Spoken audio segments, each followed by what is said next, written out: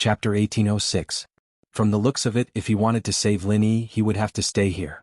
But if he stayed here, he might not be able to practice because of his heart's demon, or even go berserk. That was an outcome that no one wanted to see. Let me think about it. Can I?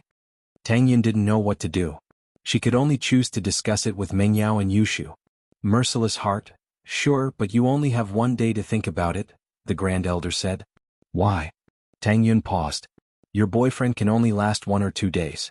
If he doesn't get treated soon, then the fruit won't have any effect. The Grand Elder said. Then, can't we give him the ice spirit fruit first? Tang Yun asked anxiously. Merciless arts, naturally, the Grand Elder said faintly. In my dictionary there is no merciless.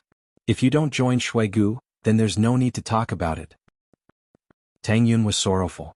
She wondered if she would become like the Grand Elder after practicing the merciless arts. At that time, even if Lin Yi saw her, he wouldn't like her anymore, right? After all, who would like a cold and emotionless person? The Grand Elder was a living example. There was a powerful cold aura around her that made people want to stay away from her. It made people not want to get close to her and want to stay far away from her. However, Elder Jiang, who had also practiced other water heart cultivation methods, was not the same. Moreover, he was very kind, which was completely different from Grand Supreme Elder and Shueli. Holy Hall, I'll give you an answer tomorrow morning, is that okay? Tang Yun hesitated. It's okay. The Great Elder said, this is not a problem. In order to make you feel at ease, I can first inject a stream of cold air into his body to help you suppress the fire poison in his body. It will be enough to last until tomorrow night. Thank you, Grand Elder. Tang Yun felt relieved after hearing the Grand Elder's words, and her face showed gratitude. No need to thank me, it's just a deal. The Grand Elder said faintly. Tang Yun opened her mouth but didn't say anything. The Grand Elder was this kind of person. She said it before, she was heartless. The Grand Elder stood up and walked in front of Lin Yi. He placed his hand on Lin Yi's meridians and channeled cold energy into them. Lin Yi's body temperature suddenly dropped. While Tang Yun was amazed, Shu also let out a sigh of relief.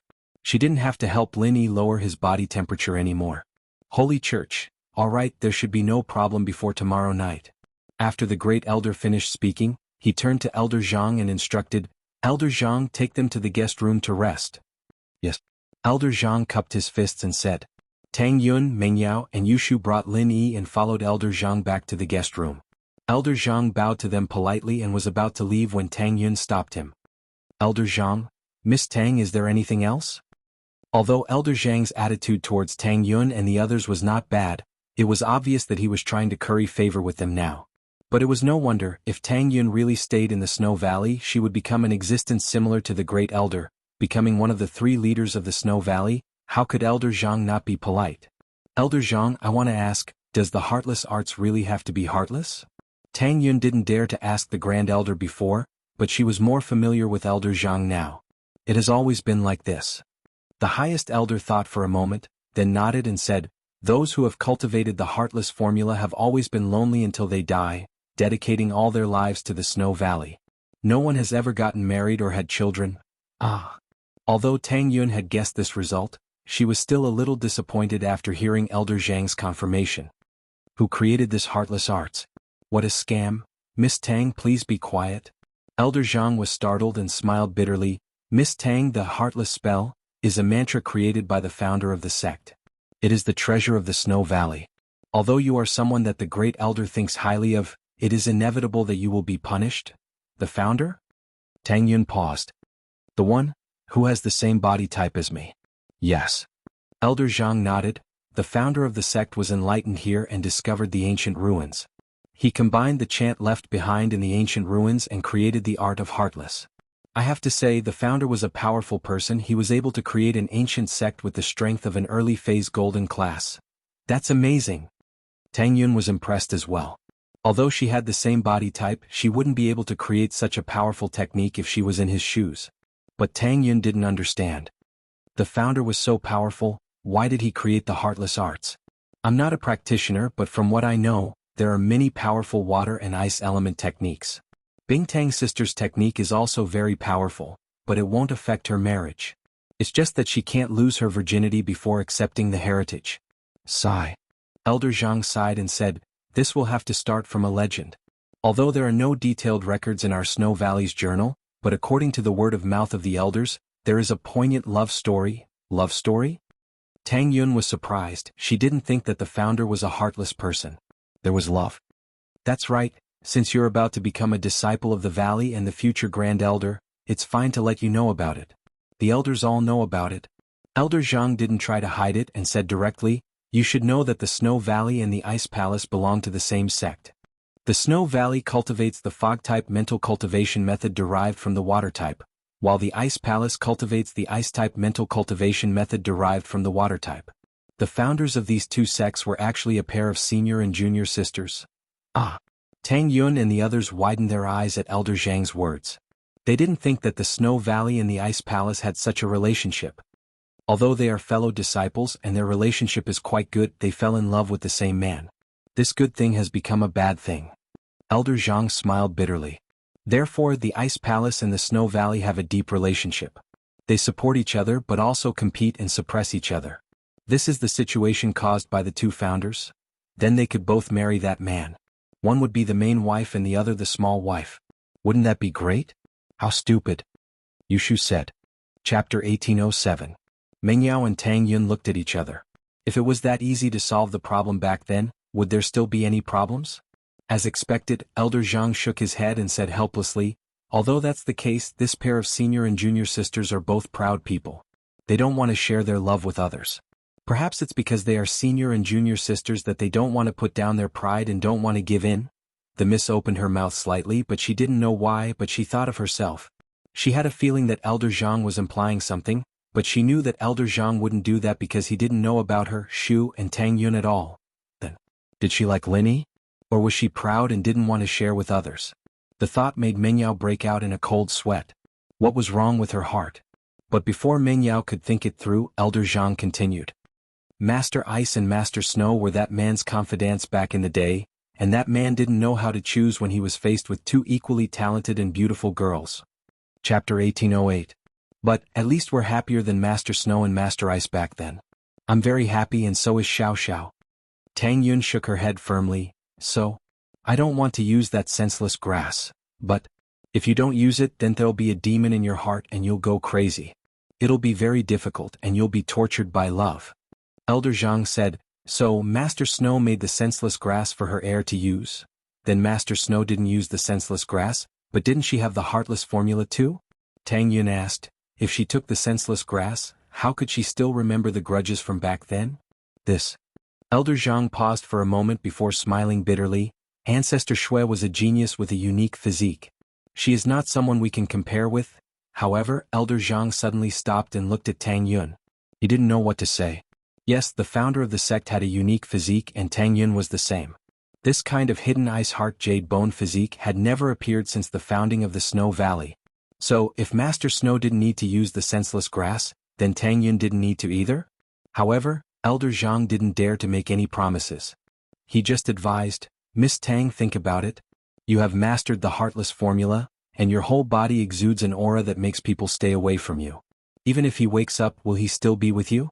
Look at Valley Master Shui and the Grand Elder, they're both like that, naturally giving off a sense of fear and respect. Tang Yun thought about it and went silent. Elder Zhang was right. This was what Tang Yun was worried about, with the heartless formula. Would Lin Yi still like her? Even if he still had feelings for her after being with her for a long time, he'd naturally stay away from her. Tang Yun felt a little sad. Lin Yi could be saved and she could become a practitioner, but she'd never be with Lin Yi again. Could this be fate? Master Snow and Master Ice were like this, and now it was the same for her and Xiao Xiao? Would the tragedy of so many years ago happen again? Or is this a law of cause and effect? Alright, think about it yourself. I'll take my leave first. Elder Zhang had said what he needed to say, and the rest was up to Tang Yun to think about. It'd be great if she could figure it out, but there was nothing she could do if she couldn't. Looking at Elder Zhang's back, Tang Yun didn't say anything to stop him. There was no point for Elder Zhang to stay. He had already done what he could. Yao Shu, what should I do? Tang Yin hugged her head in pain as she looked at Lin Yi, her eyes filled with longing and longing. I don't want to forget him, I really don't.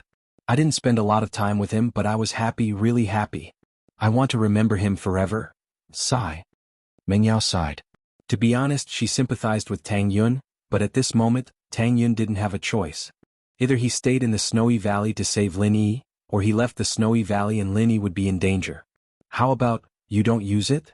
Yushu suggested carefully. Elder Zhang also said that with the heartless arts, would Lin Yi still like me? He might hate me and hide from me. If I don't use it, wouldn't it be even more painful? Tang Yun said hesitantly. Shu scratched her head. She didn't know what to say. The ancestors' heartless arts is such a trap. Meng Yao said. She went to harm others after she broke up with her love? You can't say that. Perhaps, it was only under that kind of painful state of mind that the heartless formula could be created. It became the treasure of the Snow Valley. Tang Yun said. But she probably didn't think that this would happen because all the people with this arts don't have a lover. They've been here since they were young and they didn't have the chance to love, so to them it's nothing. You're right. It's rare to see someone like you who didn't grow up. Meng Yao nodded. But you have such a strong body. No wonder you can withstand the cold. In the summer your body is very cool and you can lower Shu's temperature. Yeah, I'm the exact opposite of her. Tang Yun smiled. In order to lighten the atmosphere, she joked, Shu is the exact opposite of me. Could she be an inheritor? Who knows, maybe he's the inheritor of the fire element. That's true? Shu is the exact opposite of you. She can withstand the heat but she's afraid of it. You can withstand the cold but you're afraid of the cold. Meng Yao was surprised to find this strange phenomenon. How is that possible? Yushu's face changed slightly. She returned to normal and said dumbly, how can it be so coincidental? If it's such a coincidence that all the people around Shield Bro are inheritors, wouldn't that be amazing? I'm a fire elemental and Yun Yun Sis is an ice elemental. We can play ice and fire with Shield Bro. You can play with Xiao Xiao. As for me, Tang Yun smiled bitterly and thought of the heartless arts. Shu, what nonsense are you talking about? It seems like you're asking for a beating today. Meng Yao glared at Shu when she saw Tang Yun's sad face. This girl really knew how to rub it in. I'm not the one who said it. You guys are the one who said I'm a fire elemental. Yushu said, feeling wronged. Then you're fine now, aren't you? Shut up. Meng Yao said. Yushu shut her mouth obediently. No matter how Meng Yao and Yushu tried to persuade Tang Yun, they couldn't do anything about it. After all, if they let Tang Yun stay it would be painful for her. If they didn't let her stay, what would happen to Lin Yi? So only Tang Yun could make this decision. No one else could interfere. One night passed just like that. Although Tang Yun had been hungry and tired for many days, after receiving the inheritance, it was as if she had been reborn. There was an indescribable aura around her, and even though she didn't sleep for the whole night, she didn't feel tired or sleepy at all. Instead, she was very energetic. The only regret was that her eyes were red, as if she had cried for a whole night. But she had finally made her final decision. Early in the morning, Grand Elder brought Elder Zhang and Sydney to the guest room where Tang Yun and the others were staying. Chapter 1809. Tang Yun wasn't in a hurry but the Grand Elder, Sydney and the others were. Greetings, Grand Elder, Valley Master, Elder Zhang. Tang Yun, Meng Yao and Shu quickly stood up to greet them. You're welcome. The Grand Elder waved her hand. Tang Yun, have you thought it through and made a decision? Yes, I've thought it through and decided to stay in the Snowy Valley. Tang Yun used the word, to show that she had made up her mind and was ready to become a member of the Snowy Valley. Good, very good, very good. The Grand Elder said the word good 3 times in a row. One could imagine how happy she was. Although she was heartless, she wasn't heartless. Tang Yun staying here was a great thing for the Snowy Valley, so naturally the Grand Elder was very happy. Congratulations, Sister Tang Yun. Shueli also congratulated him happily. From now on you and I are both Supreme Elders, so you don't have to be so courteous anymore. In the Snow Valley, except for the Supreme Elders, you don't have to greet anyone else.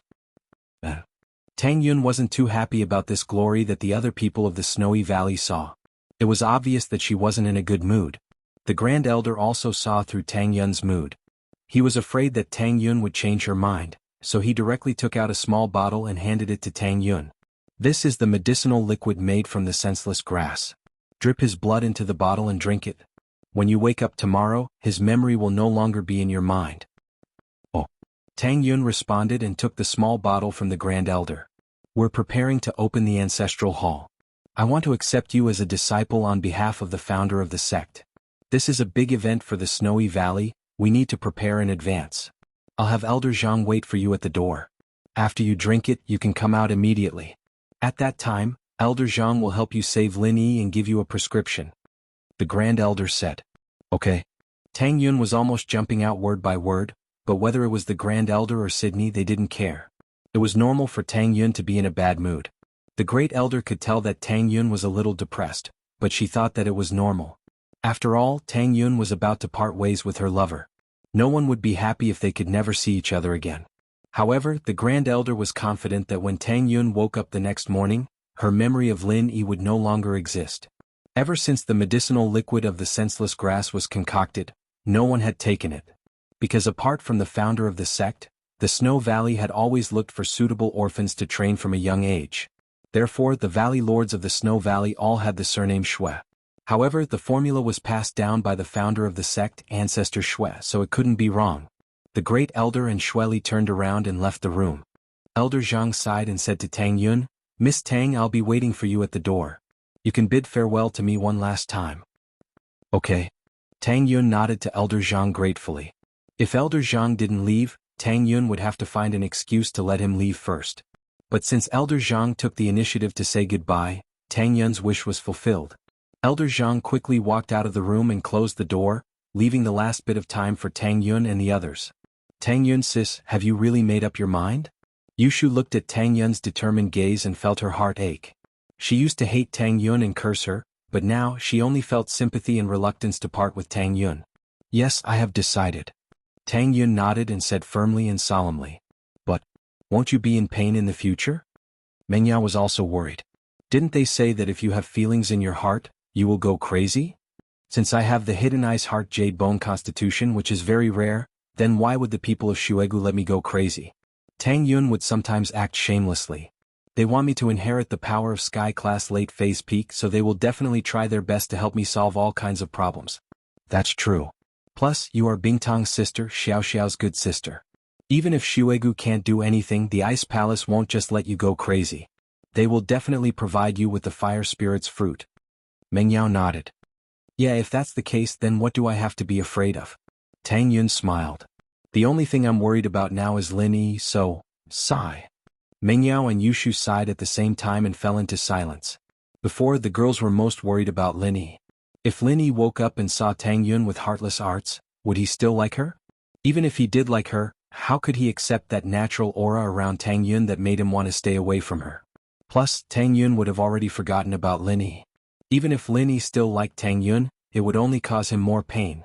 But since Tang Yun had made her decision, the one who would be in pain would be Tang Yun, not Lin Yi. She would always have Lin Yi in her heart.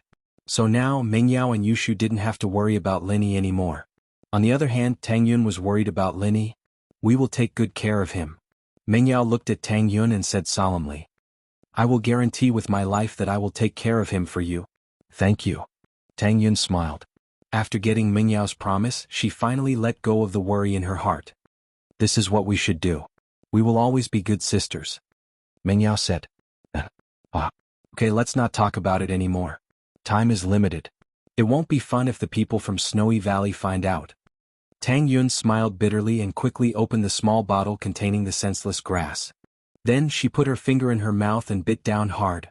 Actually, Tang Yun didn't know where she got the courage to bite her finger, but after everything was done, it was natural.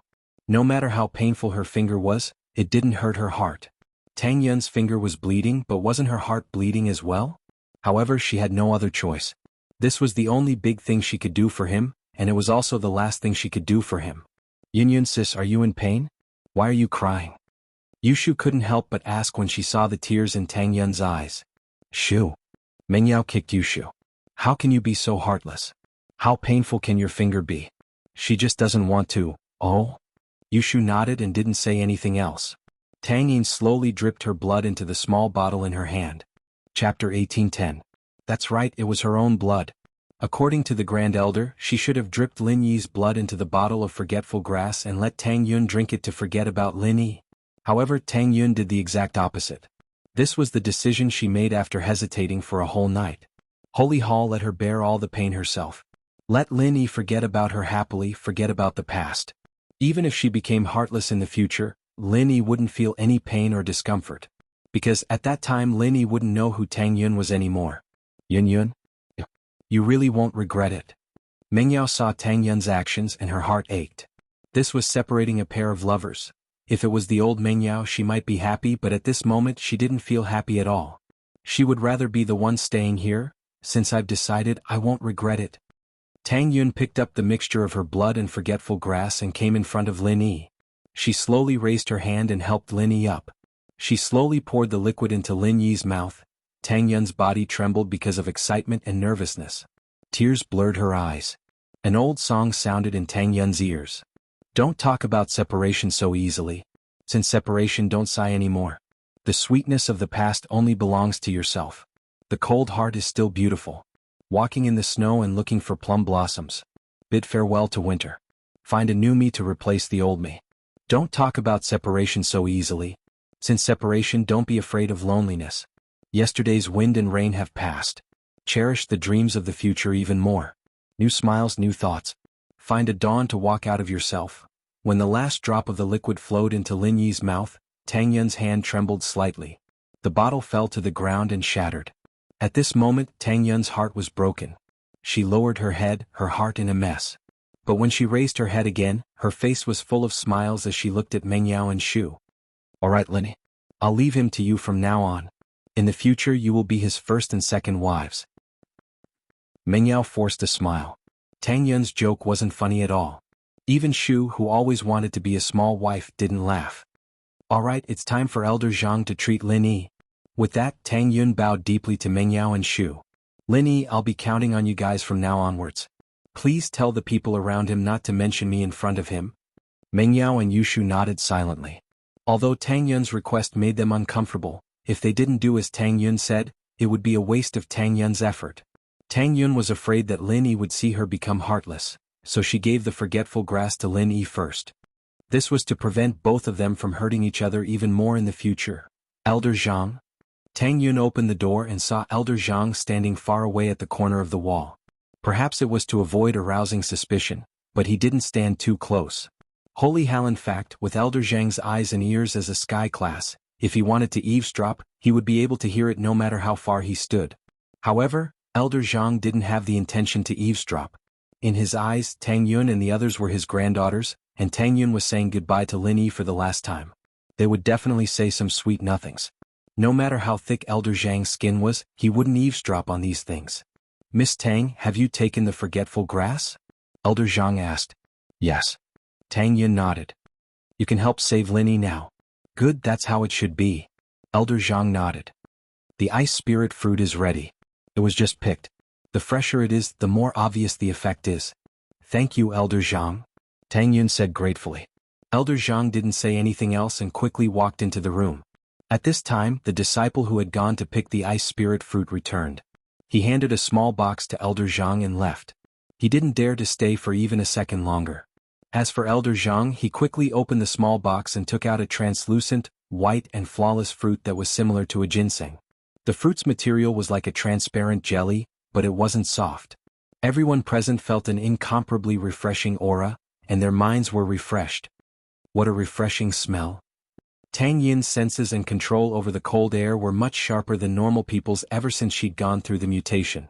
The sacred fruit of ice spirit grows under the layer of ice in extremely cold snowy valleys. For cultivators who practice the extreme Young Heart Sutra and Fire Heart Sutra, it is a must-have for curing chi deviation. As Elder Zhang explained, his hands did not stop moving. Like a magic trick, he quickly cut the ice spirit fruit into pieces. He did not have a knife in his hand. It was obvious that he was using his Jin Qi to cut the fruit. The fact that he was able to do this shocked Tang Yun and the others. After cutting the fruit, Elder Zhang put it into Lin Yi's mouth. His movements were as smooth as water. After putting the fruit into Lin Yi's mouth, Elder Zhang sent a stream of cold air into Lin Yi's body. After that he said, "All right, it's done. He's fine now." "Thank you, Elder Zhang." Tang Yun heard Elder Zhang's words and sighed in relief. Meng Yao and Yushu, on the other hand, let out a sigh of relief as well. The Grand Elder had injected cold air into Lin Yi's body to suppress the fire poison, but Lin Yi's complexion was still very pale. But after eating the fruit today, his complexion was slowly turning back to normal. However, although Lin Yi's face returned to normal, he didn't wake up. This made Tang Yun and the others quite confused. However, Elder Zhang was the first to answer Tang Yun's question. "I have a prescription here." Brew the medicine according to the method. He'll wake up in a month. Another month. Tang Yun was a little disappointed but happy at the same time. If Lin Yi woke up now and saw her, how would she deal with him? The Grand Elder and Elder Jiang both said that after drinking the forgetfulness grass, he would forget about his lover when he woke up. Could he have forgotten about himself? So, Tang Yun was a little worried. Chapter 1811. 1 month is already very short for a cultivator who has suffered from qi deviation. Elder Jiang smiled bitterly. Plus, I said 1 month at most. Although the fruit is a miraculous medicine, the time it takes to wake up depends on the practitioner's constitution. St. Hall. So that's how it is. Tang Yun nodded and said, then the ingredients on the prescription. Those are just normal ingredients. You can buy them all at the pharmacy. Elder Jiang said. Meng Yao nodded. It seemed like she was the only one who could take on this mission. Meng Yao took the prescription from Elder Jiang and put it away solemnly. This was something that could save Lin Yi's life after all. She couldn't afford to neglect it at all.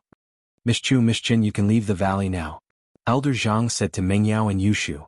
The ceremony and the disciple acceptance ceremony are about to begin. You are not from the valley, so you can't stay here.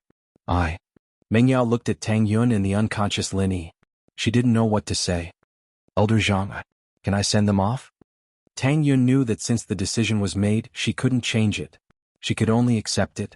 However, she could fight for it. She could walk with Yao Yao, Shu and Lin Yi and never see them again. St. Hall, Alright. Elder Jiang was a kind man. As long as Tang Yun's request wasn't too difficult, he would agree. Meng Yao and Yushu packed their bags. Yushu was the one who carried Lin Yi here, but now there were disciples waiting at the entrance with a stretcher. Yushu didn't need to carry Lin Yi anymore. They would help carry Lin Yi out of the valley and onto the car. It wasn't a long journey from the guest room to the car outside the valley, but it seemed especially short under Tang Yun's feet. Even though you've escorted me for 1,000 miles, we still have to part ways.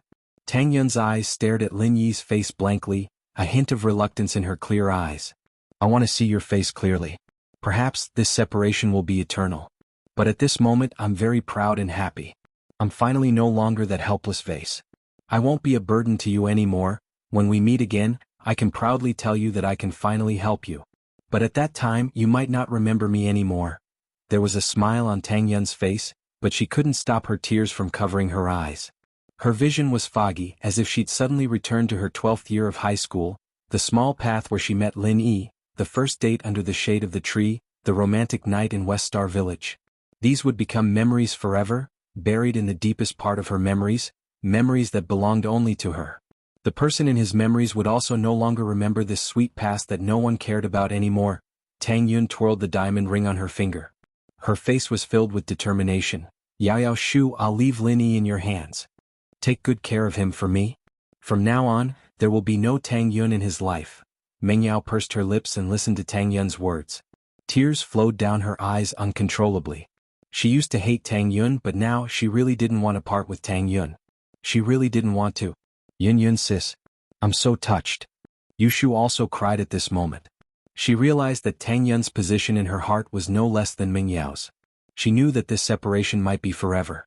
Tang Yun was different from Xiao Xiao. Her heartless arts made it impossible for her to return to Lin Yi's side. However, the three of them didn't say it too clearly. It was enough for them to understand each other's meaning. They didn't need to be too obvious. After all, the forgetfulness herb was for Lin Yi, not Tang Yun. They were afraid that Elder Jiang would find out. St. Hall, people have their ups and downs. The moon waxes and wanes. It's hard to be perfect. Elder Jiang walked over and sighed. You win some, you lose some. Let's go back. Tang Yun nodded and looked at Lin Yi one last time. Then she turned around and walked towards Snowy Valley. Elder Jiang sighed again and quickly followed. Only Meng Yao, Yushu, Lin Yi, and a few disciples from Snowy Valley were left here. Please go back. After the disciple put Lin Yi in the car, he said politely to Meng Yao and Yushu. Although his tone was polite, there was an irresistible majesty to it. Let's go. Meng Yao pulled Shu, who was staring at Tang Yun's back in a daze. Yushu nodded and got in the car with Meng Yao. The sound of an engine sounded and the car started smoothly. This car had been specially modified by Tianlong, and there was no need to worry about it starting in the snow and ice. Meng Yao and Yushu, however, weren't in the mood to think about the car at this moment. Their hearts were all heavy. Their destination was West Star Village. This time they had to go back and tell old Lin about it. Once they were done they would go back to Songshan. Not far from the carriage was the snowy valley. It was bustling with noise and excitement. The annual sacrificial ceremony was held earlier than usual.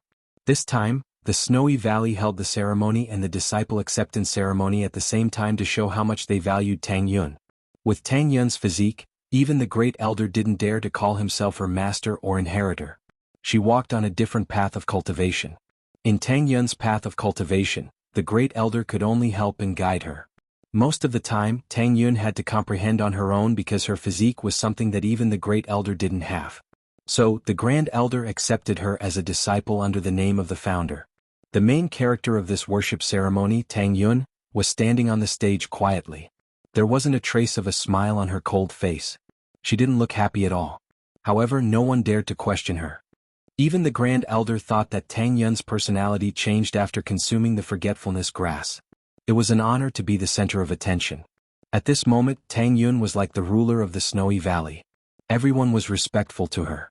Even the grand elder and Sydney were polite to her. However, Tang Yun wasn't happy at all. She wanted Linny to see how she looked right now. She didn't have to hide behind him anymore. She could hold up half the sky for him. But this wish would never come true. Chapter 18:12. Not long after Meng Yao and Yushu left, another car drove out from the valley as well.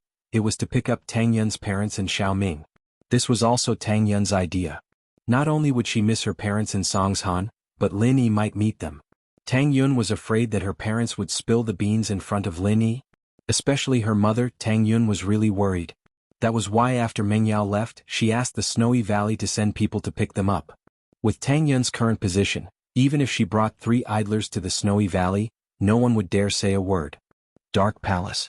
The Dark Shadow Group didn't get any information about the tourists, but they did get news that worried the palace master Wan Heir Chu Pingzhan got into a car accident, and no one knew if he was dead or alive.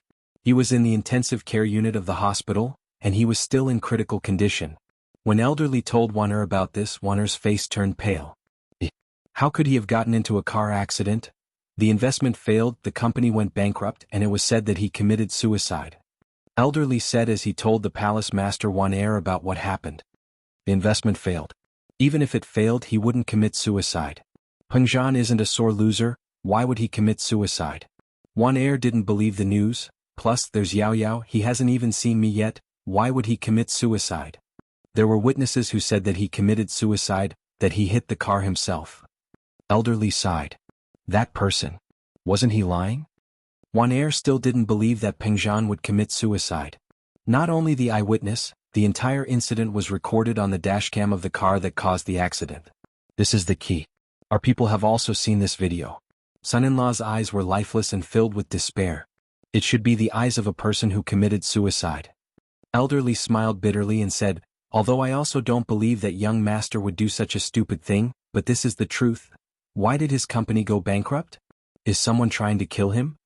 Wan Heir still didn't believe that Chu Pingzhan had committed suicide. I'm not sure if someone is trying to harm him. I can send someone to investigate, but we must hide it from the Grand Elder. Elderly said carefully, however this isn't the main point. The most important thing right now is how to get the son-in-law out of danger. Great Cyclic Pill and Meridian Opening Pill? Palace Lord Wan Heir was slightly taken aback. The Great Cyclic Pill and the Meridian Opening Pill were pills for cultivators to consume. One was a pill that could extend one's life when one's injuries were extremely severe, while the Meridian Opening Pill was a pill that could repair damaged meridians, bones, and internal organs. Takitara, but it wasn't just for practitioners. Normal people could use it as well, and Pengzhan's current condition required him to take a Great Recovery Pill first, followed by the Meridian Opening Pill. These 2 pills, however, were quite expensive. The Meridian Opening Pill was a little lacking, but the Great Recovery Pill was something even the Sky Elixir sect didn't have many in stock. Not only was it difficult to concoct a Great Recovery Pill, but it also required very rare treasures. It was only natural that it was priceless. And so, Palace Lord Wan Heir had a bitter expression on her face. The relationship between the Dark Palace and the Sky Elixir sect wasn't good at all. They wouldn't even be able to get half a normal pill from the Sky Elixir sect, much less a Great Recovery Pill. The Dark Palace had their own refiners, but they were only at the first level of the golden class. They could barely make the Meridian Opening Pill, but the Great Cyclic Pill was out of the question. But even if it was the meridian opening pill, Wan'er thought that the Grand Elder would be the first to object if she asked for it for Pengzhan, wouldn't he? With that thought, Wan'er's eyes dimmed. I'll try my best. Elderly understood what Wan'er meant, but he didn't have the confidence to ask for these pills. He was an elder of a sect, but it could be said that the rarity of the Dark Palace's pills was even higher than those of the hidden houses, since the Sky Elixir sect would sell a batch of pills that weren't too rare in the public auction every year. But the Dark Palace and the Sky Elixir sect had a tense relationship, and the Dark Palace couldn't bring themselves to bid on the auction. With the Dark Palace's identity, they naturally wouldn't do something like ordering other hidden houses to bid for the pills. Mengyao and Yushu, on the other hand, didn't run into any more danger on the way back, and the robbers didn't show up again. They had to find their way there, but they were familiar with the way back. After a few days of hard work, they finally made it back to West Star Village.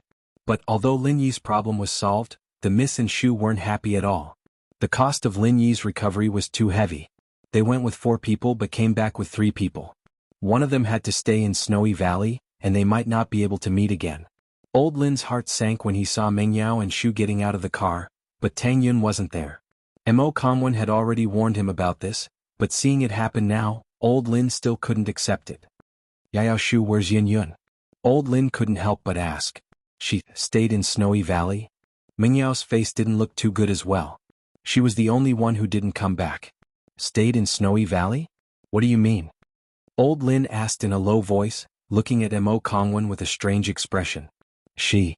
Mengyao couldn't hold back her tears at the mention of Tang Yun, and this made Old Lin even more worried. Could it be that something bad happened to her? Old Lin asked with a serious face. No, according to my guess, Tang Yun stayed in Snowy Valley? Mo Kongwen looked at Mengyao and Yushu and asked. He had already guessed something from their expressions. In fact, from the moment Tang Yun left the West Star Village, Mo Kongwen had already predicted her fate. However, he was powerless to change it. He didn't have the ability to defy the heavens and change her fate. He had already seen through Tang Yun's fate. Stayed in Snowy Valley? Old Lin was startled. Yes. Yun Yun stayed in Snowy Valley. Mengyao sobbed and told Old Lin and Mo Kongwen what happened. Even though Mo Kongwen had guessed Tang Yun's fate, he still opened his mouth wide when he heard that Tang Yun accepted the inheritance in Snowy Valley. It's the beginning of the month, readers reading on their phones, please vote for the Fishman, thank you. Chapter 1813. She could accept the inheritance?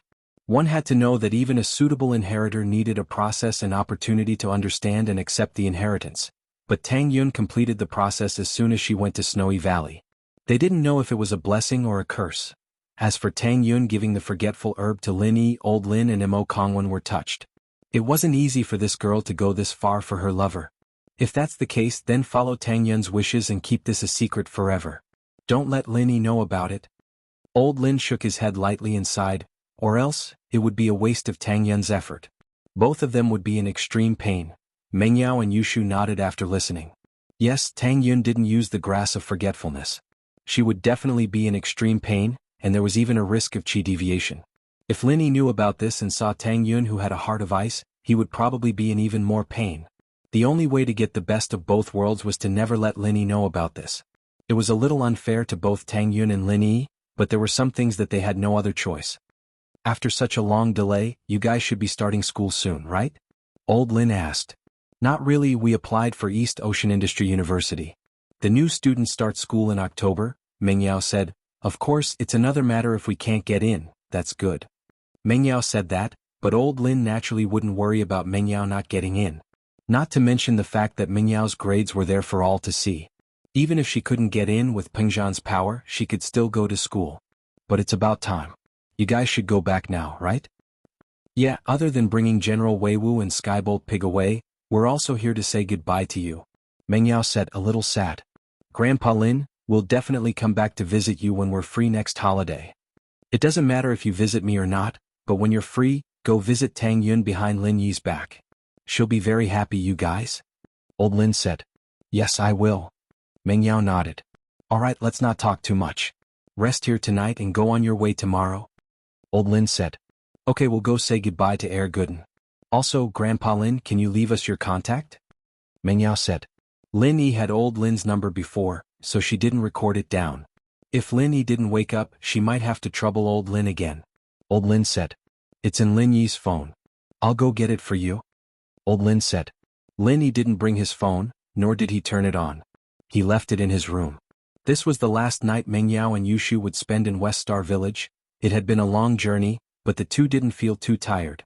They stood in the familiar courtyard, and it was as if they had returned to that night when they first arrived at West Star Village, when they were eavesdropping on Lin Yi and Tang Yun's whispers under the fence. The scenes from that time were right in front of their eyes, but so far away. Things were the same but people weren't. Shu, let's go rest. We still have to get up early tomorrow? Meng Yao sighed and pulled Shu's hand into the room. Yao Yao sis, do we still have a chance to live with Tang Yun sis in the future? Yushu asked. Maybe, maybe not. Who knows what will happen in the future? Meng Yao suddenly smiled. You're asking me something you don't even know about, Prophet Shu? Prophet Shu isn't omnipotent. Yushu mumbled to herself as she followed Meng Yao back into the room. But, if Meng Yao and Yushu were more attentive, they would realize that they were the main characters tonight, and the eavesdroppers were Old Lin and Mo Kongwen. You said that someone will be sacrificed. Tang Yun will be staying in Snowy Valley, right? Old Lin asked. Probably.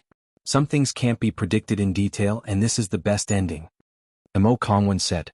Old friend, it's time for you to leave, right? Old Lin asked. Yeah, it's time for me to go back now. Mo Kongwen said.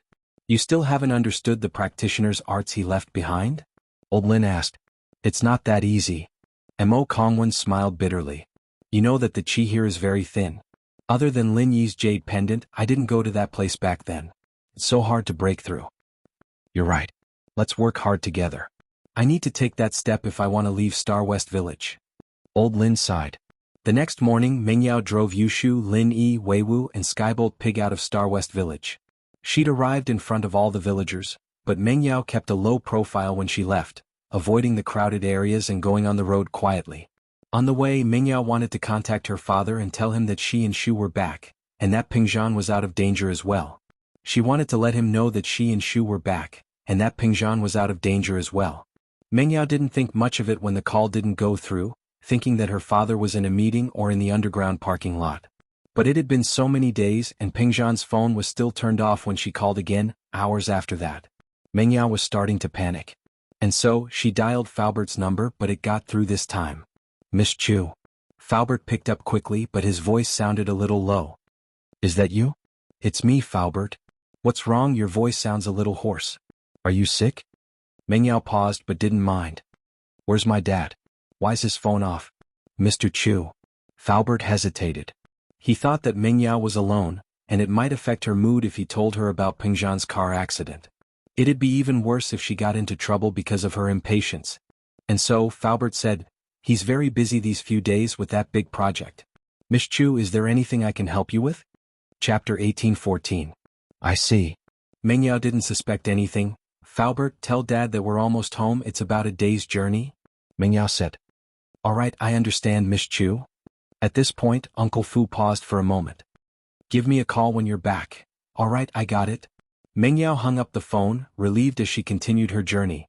After another day of driving, Meng Yao finally saw the Songshan toll station sign.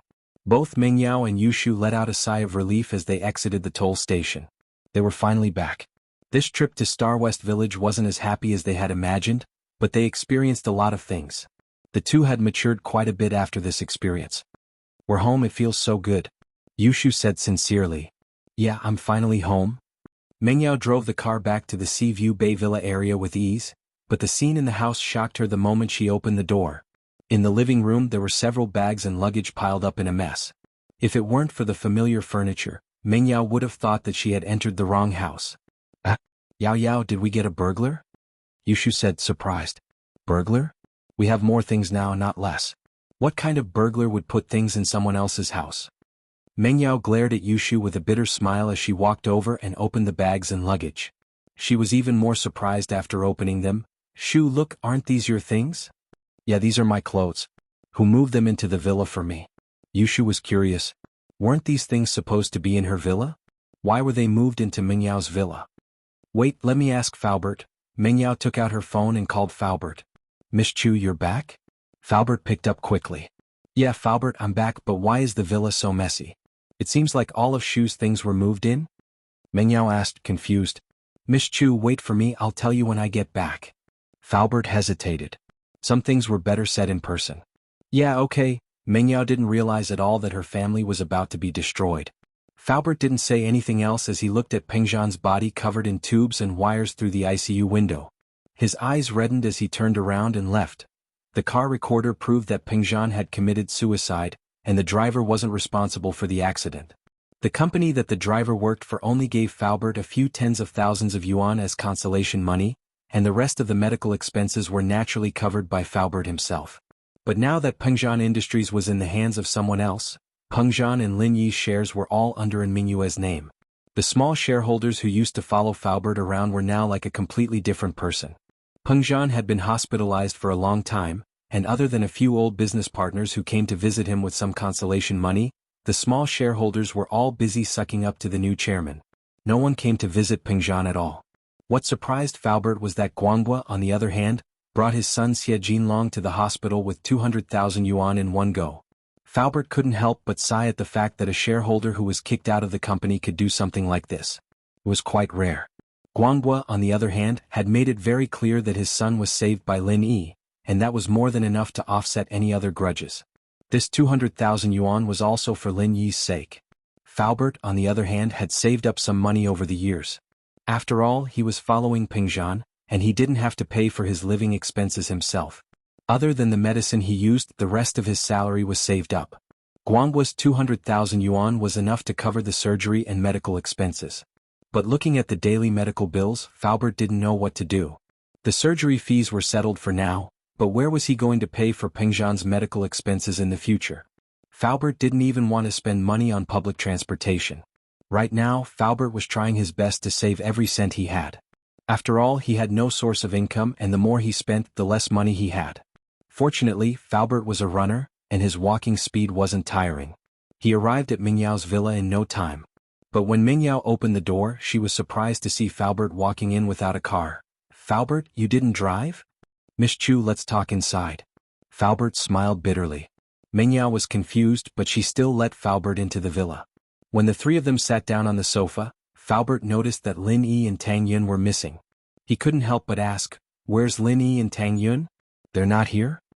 Mingyao and Yushu looked at each other, a bitter smile on their faces. Mingyao didn't want Uncle Fu and her father to worry, so she didn't tell them about Tang Yin staying in Snowy Valley. Now that they were home, however, Mingyao didn't need to hide it anymore. She told Uncle Fu everything that had happened. "So you're saying that Lin Yi hasn't woken up yet? And Tang Yun is staying in Snowy Valley and can't come back?" Faubert looked at Mingyao and Yushu, stunned. He didn't know what to say. Originally, Faubert had placed all his hopes on Lin Yi. After all, Lin Yi's medical skills were superb. As long as Pengzhan's life was saved, Lin Yi should be able to cure him. He could see that Lin Yi was very good at healing his meridians and Wu Qintian and General Wei Wu's wounds. Plus, Lin Yi's social connections were very deep. He maintained good relationships with all the noble houses.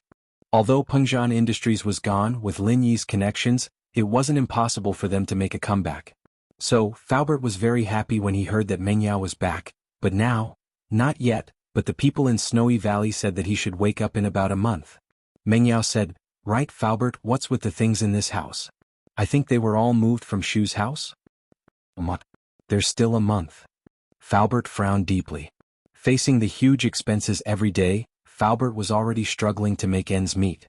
Lin Yi still needed a month to wake up, and when he woke up he might not even be able to recover his strength. Could Pengzhan hold on until then? Chapter 18:15. Of course, it wouldn't be a problem if he had the money to pay for the medical bills, but if he didn't, then Pengzhan could only wait for death at home. "Faubert, what's wrong?" Mingyao noticed Faubert's weird behavior. "I was talking about the things in this house." "Ah, you're talking about things." Faubert finally understood Mingyao's question, but he sighed deeply. "Yao, actually, something big happened at home." "Something big?" Mingyao paused. "What happened?" "Mr. Chu. His investment failed and he killed himself." Faubert knew what kind of blow this news would bring to Mingyao, but he couldn't hide it from her. "What?" Mingyao stood up abruptly, looking at Faubert in disbelief. "Faubert, what did you say? Dad killed himself?" Mr. Chu's investment failed and he committed suicide by crashing his car. Although he didn't die on the spot, he's still in the hospital's intensive care unit. He's still in critical condition. Uncle Fu nodded and said in a heavy voice, "I wanted to tell you about this earlier, but I was afraid you'd worry and get distracted while driving, so I waited for you to come back. I'm sorry, Miss Chu. Faubert, don't say that. Mengyao was devastated, but she knew that Faubert was thinking for her sake. After going through Lin Yi's deviation and Tang Yin staying in Snowy Valley, Mengyao was a lot stronger and more mature than before.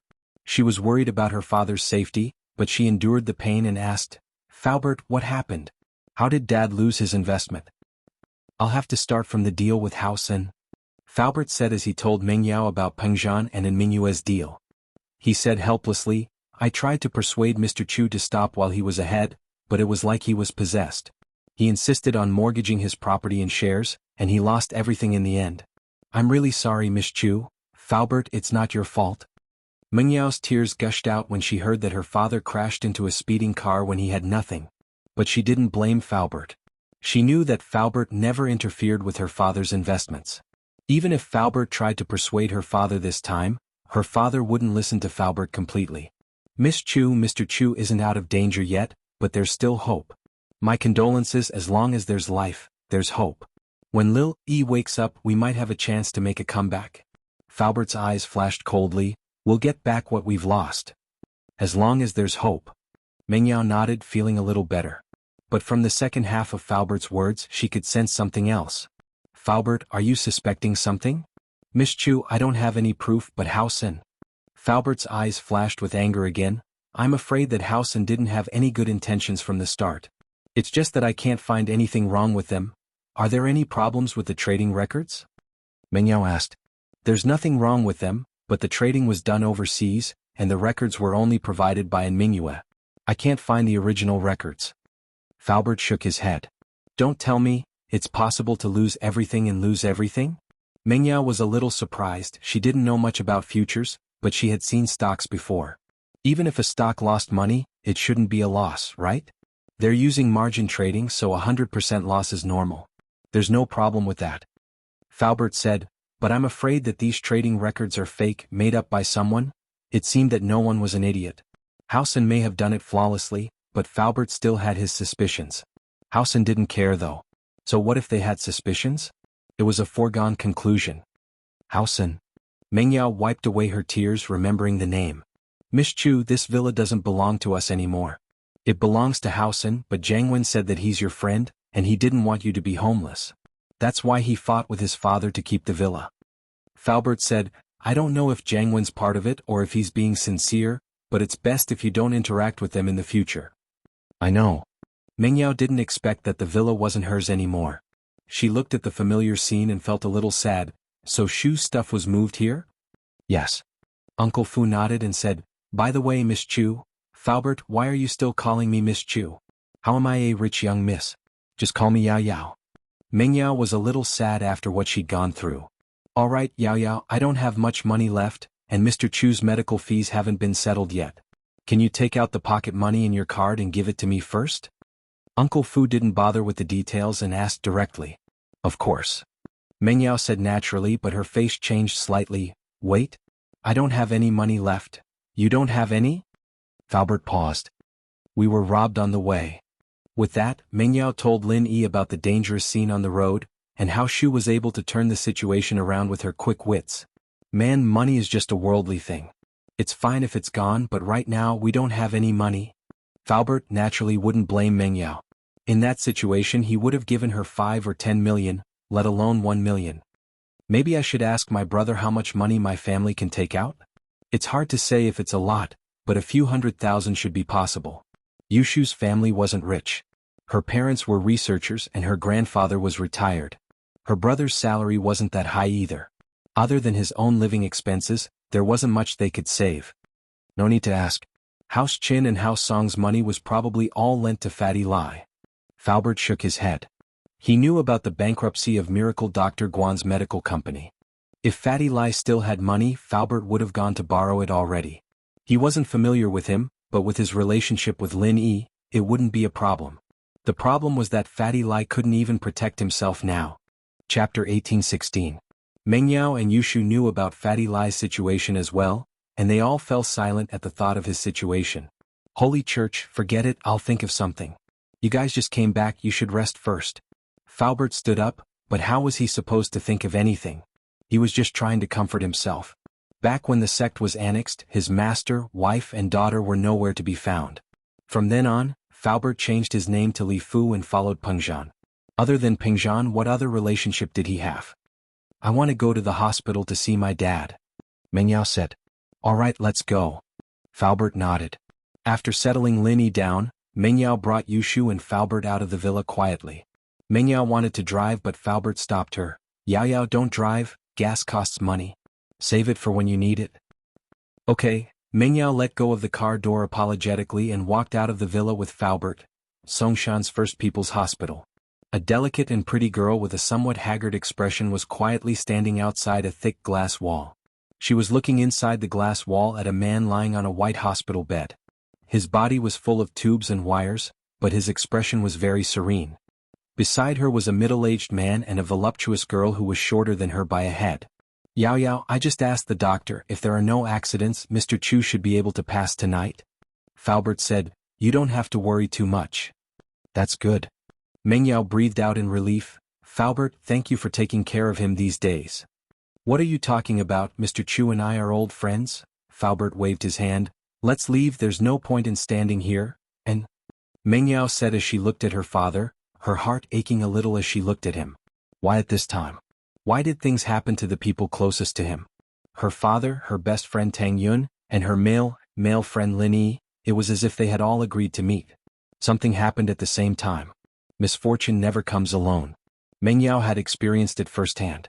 Fortunately, everything was developing in a good direction. As long as his father could survive for a month and wait for Lin Yi to wake up, everything would be fine. Yes, everything will be fine. Meng Yao and Yushu went back to the villa, and Faubert went out to discuss the medical fees. Meng Yao and Yushu, on the other hand, didn't calm down at all. When they went home to check on Lin Yi, they suddenly remembered that Lin Yi needed money to buy medicine as well. The prescription Elder Zhang gave them didn't lack rare ingredients, and although they could be bought in a pharmacy, the price wasn't cheap at all. This wasn't a problem for the old Meng Yao, as she could just swipe her credit card, but now, her father's medical fees, Lin Yi's medical fees. What should she do with this money? Did she have to go back to the Snow Valley and ask Tang Yun for it? Shu looked at Meng Yao, who was holding the prescription with a stiff face. Naturally, she thought of this as well. Yao sis, do you have no money to buy medicine for Shield Bro? Yes. Meng Yao nodded. She sat on the side of Lin Yi's bed in pain. She looked at Lin Yi's skinny face and sighed. I don't know how to contact Xiao Xiao. Maybe I can borrow some money from her. Yushu thought of her best partner. Sigh. At this moment, Meng Yao suddenly realized that she was the most useless one here. Without the Miss Halo, she couldn't even be compared to Tang Yun. Before, when Tang Yun was feeling inferior, she tried to comfort her. Now that she thought about it, it was a joke. At least Tang Yun knew how to make barbecue, but what about her? She didn't even know how to make money. Besides, Tang Yun had made the biggest sacrifice for Lin Yi. It could be said that Tang Yun's sacrifice was unparalleled. What about her? She thought about herself. She was still acting arrogant in front of her. Just thinking about it made her blush. Ding dong. The doorbell rang. Meng Yao and Yushu were confused. Who would come at this time? Faubert just left. It shouldn't be Faubert coming back. But when Meng Yao arrived at the villa's entrance, she saw someone she didn't expect to see. It was Jianghu. Seeing him, Meng Yao's face darkened. Before, because of her father, although Meng Yao hated this person, she still pretended to be polite to him.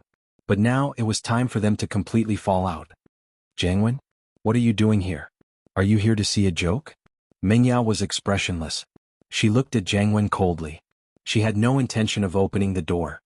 Yao, what are you talking about? Why would I want to see a joke? We were childhood sweethearts who grew up together. Uncle Chu is also my elder. I'm also very sad that something like this has happened. Jianghu said painfully. I heard that you came back, so I came here to see you. You're spying on me? Meng Yao asked coldly. Ugh. Jianghu's face turned awkward. It's not that I'm spying on you, but the property of your villa belongs to House An's company now. This place hasn't been taken back yet because I tried my best to get my father to fight for it in front of Uncle and Grandpa. But now that you're back, the management company will naturally call us. Then shouldn't I thank you? Meng Yao humphed lightly as if she didn't care about Jianghu's words. Yao. I know that you might be dissatisfied with Housen's decision, but what I want to say is that Housen is also a victim in this matter. Jianghu smiled bitterly. You're a victim too? Acting pitiful? Meng Yao naturally didn't believe Jiang Wen. Yao, let me in. I'll tell you the details.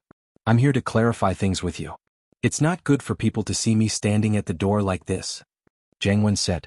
Let you in? Meng Yao wanted to say, let you in? Are you dreaming? Why should I let you in? But then she remembered that this villa didn't belong to her anymore. Jiang Wen was the real owner, and she was living under someone else's roof. At that thought, Meng Yao sighed helplessly. She opened the door. Then come in. I'd like to see what you have to explain. Target equals underthumig. Chapter 1817. Indeed, Jiang Wen was right. Peng Zhan was the one who asked for more investments, and Mingyue was the one who tried to talk him out of it. Meng Yao was even more certain that Mingyue didn't want to lend the money, telling Peng Zhan to stop, but it was her father's stubborn insistence that Mingyue had no choice but to agree to Peng Zhan's request. After that, it was Peng Zhan's request to withdraw his investments, and Mingyue had warned him about the risks involved, but Peng Zhan still insisted on withdrawing his investments. This made Meng Yao a little sad. Thinking about how her father was doing this for her, she couldn't hold back her tears. These recordings were enough to prove Hao Sen's innocence, and it was only now that Meng Yao believed that it was an accident. After all, she couldn't really say anything in front of evidence like this. Even if Hao Sen really did play some tricks, it was Peng Zhan's own fault. She tried to talk him out of it so many times, but he still wouldn't listen. Who could he blame for losing the money? Yao, this time, do you understand our and family's pain? Jiang Wen smiled bitterly. Actually, we didn't get anything out of this at all. We basically used this money to buy these shares and properties. Can you send me the recordings of these phone calls? Meng Yao took a deep breath.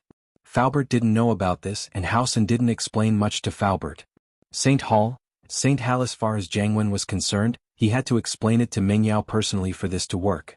He had other things to do after all, and this was just a prelude to get close to Meng Yao. Of course. Jiang Wen nodded. But here's a video of the signing, you can have a look. With that, Jiang Wen opened the video of Peng Zhan and Mingyue signing the contract. Of course, the video was edited and there were some things Meng Yao shouldn't have seen. Meng Yao looked at her father's happy face after getting the money, and she knew that her father had done this out of his own volition. This meant that Hao Sen really didn't have much to do with it. Of course, Meng Yao had forgotten about the hypnotist as well. But who would have thought that there was a hypnotist involved in this? Moreover, even an ordinary hypnotist would find it hard to do such a flawless job. Of course, a hypnotist from the Firewolf gang was a different story. The Firewolves were all experts in the study of the human body's potential and limits. Hypnosis was also a way to stimulate the human body's potential.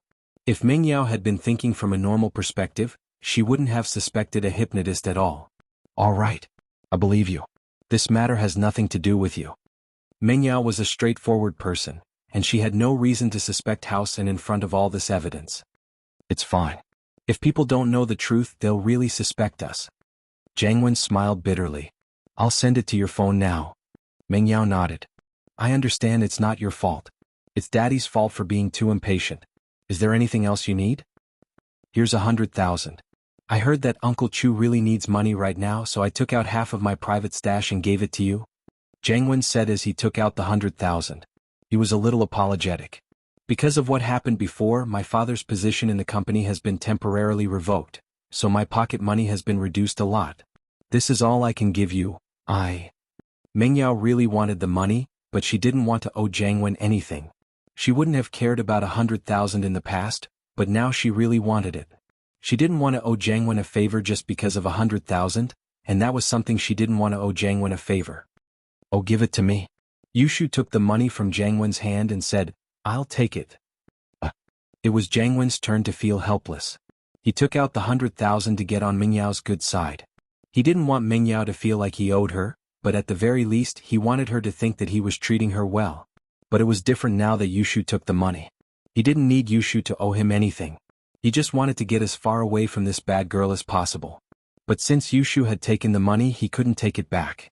Not only would he lose face, but it would also make Meng Yao feel like he wasn't giving her the money with sincerity. It wasn't worth it. And so, Jiang Wen said without hesitation.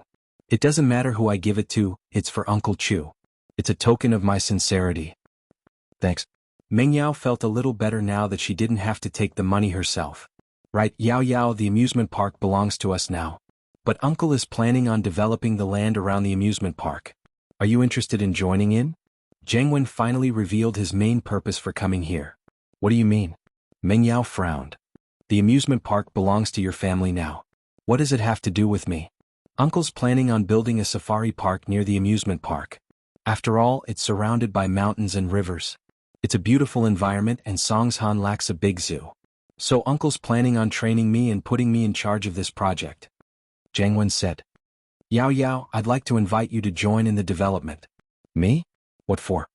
Meng Yao still didn't understand what Jianghu was planning. Yao Yao, actually, I feel really bad seeing Uncle Chu like this. These properties belong to us now, but I think it's just temporary. As long as I work hard, I'll definitely get them back for you. Jianghu said. Get them back for me? Meng Yao looked at Jianghu, surprised. Was there something wrong with this guy? Yeah, if I perform well, then I'm sure Grandpa will agree to it. But the prerequisite is that you have to be with me. If you marry me, then it'll be perfectly justifiable for me to help you get these properties back. After all, you're my wife, and these properties belong to House Chu. Even if Uncle objects, Grandpa will definitely agree. Jianghu said proudly. In the third generation, Grandpa likes me the most. Chapter 1818. In actuality, it was true that Olden liked Jianghu, but it was also because Jianghu was the most capable one, and his position in the Firewolves had been rising. Olden, on the other hand, was an outer disciple of the Firewolves. His dream back then was to enter the core of the Firewolves and become a core disciple. One had to know that core disciples of the Firewolves could become practitioners, and Jianghu, if he did a few more things, the Firewolves would probably give him foundation building pills to help him train. Marry you? Meng Yao smiled. She finally understood what Jianghu's goal was. He wanted her to marry him, and as for developing an amusement park, it was just a way to build up their relationship. As long as their relationship was built up, everything else would be fine. Meng Yao smiled. She finally understood what Jianghu was trying to say. But Meng Yao didn't like Jianghu at all. Even when the temptation was right in front of her, Meng Yao didn't move. She didn't know why, but there was a belief in her heart. If Linny woke up, then everything would be fine. Even if she lost a lot, as long as Linny was there, then she could make a comeback. Yeah, you know that even if I'm loved by Grandpa, if you weren't my girlfriend, Grandpa wouldn't agree to me returning all these properties to you. Jianghu opened his hands and smiled bitterly. Yao Yao, you might think that I'm taking advantage of you, but this is the only way I can think of. Besides, I really like you. I'm sorry. I still need to go to school, I'm not interested in this theme park. Meng Yao shook her head, rejecting Jianghu's suggestion. Sai, in any case, I'm just saying. You should think about it. After all, I don't want you to lose House Chu's properties. I heard that it was your grandpa's hard work. Jianghu said. Thank you. But I'm not thinking about marriage or work right now. I still need to go to college. Meng Yao said. All right, I won't disturb you then. Give me a call when you've thought it through. Jianghu said. Wait, you said you want to build a zoo? Yushu asked suddenly. Yes, Xiaoshu, you also helped me to persuade Yao Yao. After all, we all want to help her. Jianghu nodded. Although he didn't like Shu, she was the closest person to Meng Yao. Meng Yao would listen to her if she tried to persuade her. Are you guys buying a lot of animals? Yushu asked. Of course, how can there be no animals in a zoo? Jianghu didn't know why Yushu was asking this, but he answered honestly. That's good. I have a lion here. I'll sell it to you. It doesn't have to be too expensive, just 200,000 or 300,000 will do. Yushu demanded. Ah. Jianghu paused, not knowing what to say. It's better to make a cooked one than a raw one. We're already so familiar with each other and Yao Yao needs money. You won't reject it, will you? Yushu asked. I'll buy it, of course. 300,000, right? All right, I'll talk to Uncle about it. I'll definitely buy it. Jianghu was troubled. His cooperation with Meng Yao didn't work out, and he got a lion for nothing. Jianghu had heard that Yushu got a lion from Xiao family's Go Huli, but he didn't think that he'd be the one to buy it. More importantly, the zoo was a project he came up with on a whim. The goal was to get in touch with Meng Yao. If Meng Yao didn't participate, why would he even bother with the zoo? He didn't have the time to do that. There were more profitable projects waiting for him. That's great, I'll get someone to send the lion to you later. Yushu said. Jianghu left Meng Yao's house, troubled. He felt helpless. Nothing good ever happened to Yushu. This girl always found trouble for him. What the hell? Meng Yao couldn't help but smile at Shu's actions, but she didn't stop her. One was willing to get hit and the other was willing to suffer. With Shu here, other than Lin Yi, she'd take advantage of everyone else. Jianghu was asking for it. Shu, do you think that Dad's incident really has nothing to do with Jianghu? Meng Yao said helplessly as she looked at the evidence on her phone. Who knows? This guy might not even be telling the truth. Yushu doesn't have a good impression of Jianghu. But there's evidence. Meng Yao said. That's true. But we'll have to wait until Uncle Chu wakes up. Yushu said. Hidden House Yu Bing's letter had arrived. If it were any other disciple of the Ice Palace, they wouldn't be able to enjoy this kind of treatment. But Yu Bing could write a letter to his family once a month, and he could even receive letters from House Yu through the Ice Palace. The other outer sect disciples had to be in the sect for at least a year before they could enjoy the privilege of writing letters to their families, but Yu Bing had the care of the future sect master of the Ice Palace. Not only did he receive more elixirs than the other outer sect disciples, but he also had more privileges than the other outer sect disciples. But even so, no outer disciple dared to object. Who told him to be so close to the future sect master of the Ice Palace? This time Yu Xiaoqin's letter gave Yu Bing quite a shock. Xiaoqin questioned Yu Bing in the letter. Why did he hide the fact that Lin Yi participated in the tomb robbery, and that he got the qi-gathering pill? Yu Bing, on the other hand, thought that his father knew everything when he saw the letter.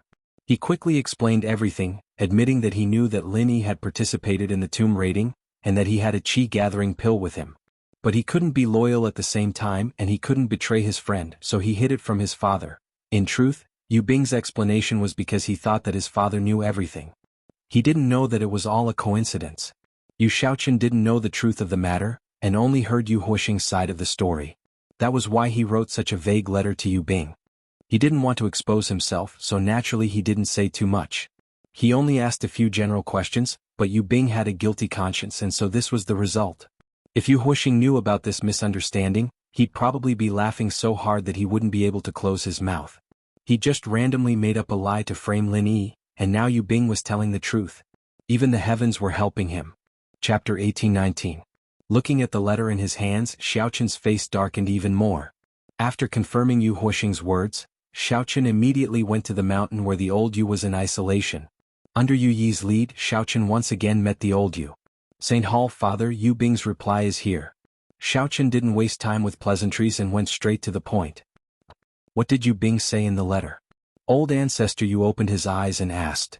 Yu Huixing didn't lie, Lin Yi did participate in the tomb raiding, and he did have the qi-gathering pill. Xiaoqin said as he handed the letter to the old Yu. The old Yu took the letter and read it quietly as if he was very serious.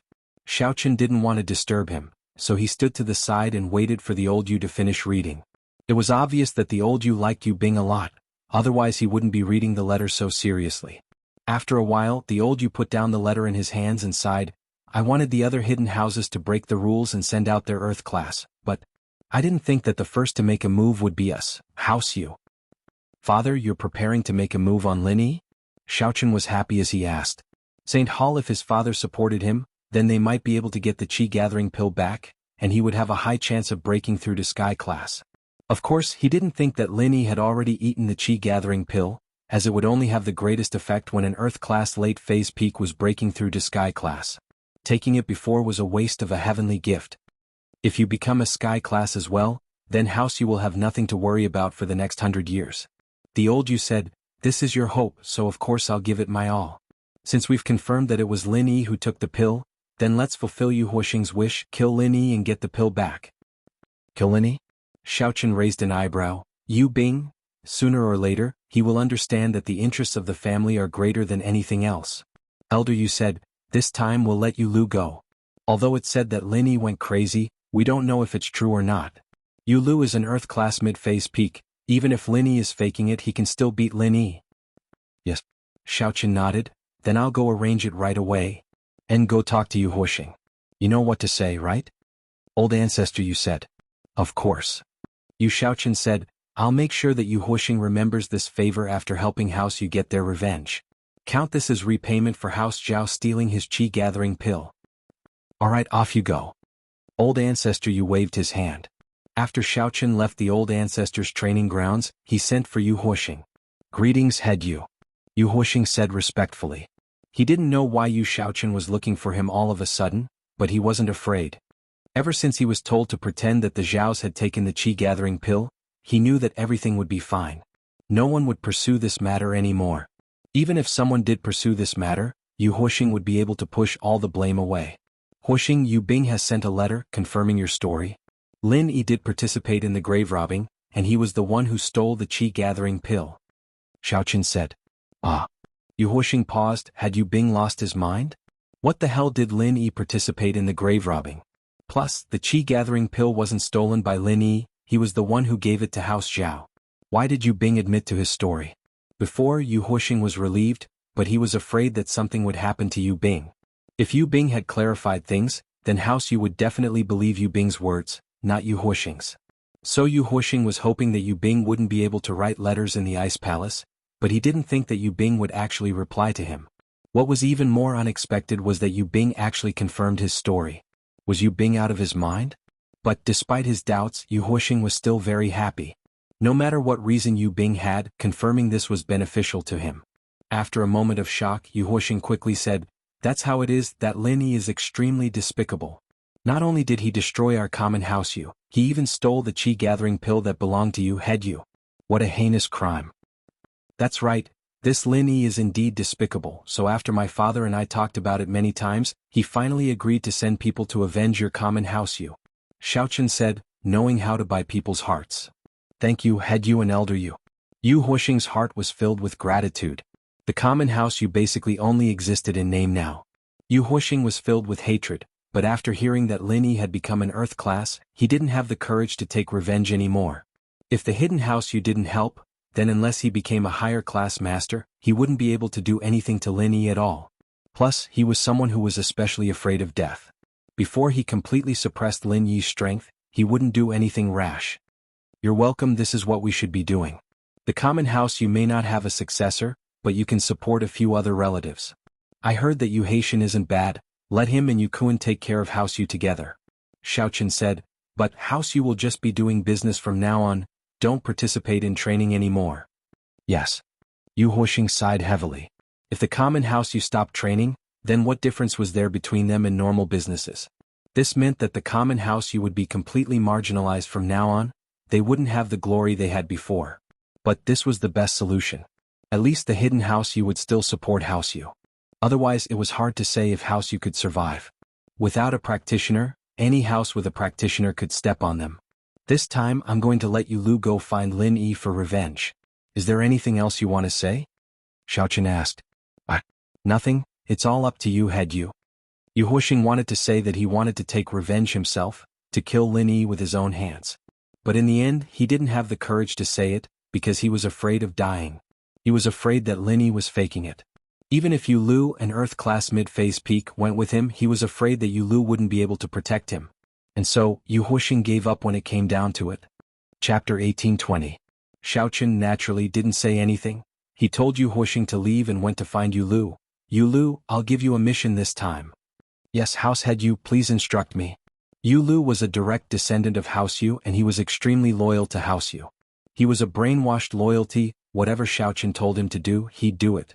Heart, go to Songshan and help me get rid of someone, then get the qi-gathering pill back from him. Xiaoqun said. Yes. Yu Lu didn't even think about it. Please tell me, House Head. This person's name is Lin Yi, I'm sure you've heard of him. Here's his information and address. When you get there, just deal with him directly. As for the people around him. Xiaoqun paused before continuing seriously, don't touch the people around him, especially the two girls with him, don't hurt them. Every debt has its debtor and we, House Yu, can't be too domineering. We just need to find trouble with Lin Yi. I understand. Yu Lu nodded. In actuality, Xiaoqun didn't need to explain so much, there was no doubt about Yu Lu's loyalty. Whatever Xiaoqun said, he'd do it, unlike Yu Huixing who still had some ulterior motives. Holy Hall, alright, you can go now. Xiaoqun said to Yu Lu after giving his orders. Yu Lu, on the other hand, disappeared in a flash. An Earth-class mid-phase peak was extremely fast. Later that night, Yu Qian and Lingshan came to visit Mengyao, Yushu, and Lin Yi. Yu Qian got the news from Yushu, so he came to the villa. As for the news of Lin Yi's deviation, he got it from another source. Mengyao and Yushu weren't as hostile towards Lingshan as they were before. They knew the results of the noble house meeting, and Lingshan was now on Lin Yi's side. While the vixen liked Lin Yi, she was still a mystic late-phase peak. While Lin Yi was unconscious, she could be a helper, protecting Lin Yi. Brother, Fox Song. Yushu opened the door. Shu, don't say that, call her Lingshan sis. Yu Qian scolded. Still not Lingshan sis, she wants to be Shield Bro's wife. I'm just a small wife, but she's at least 6 or 7. You should call me Shu sis. Yushu said. Heart? Lingshan don't mind her. Shu's just like that. Yuqian didn't know if he should be laughing or crying at Shu's behavior. It's fine, I'll follow the rules when I come in. Lingshan looked at Yushu and said faintly, but I don't think Lin Yi has ever acknowledged you as a small wife, right? What's wrong with calling you Shu sis when he does?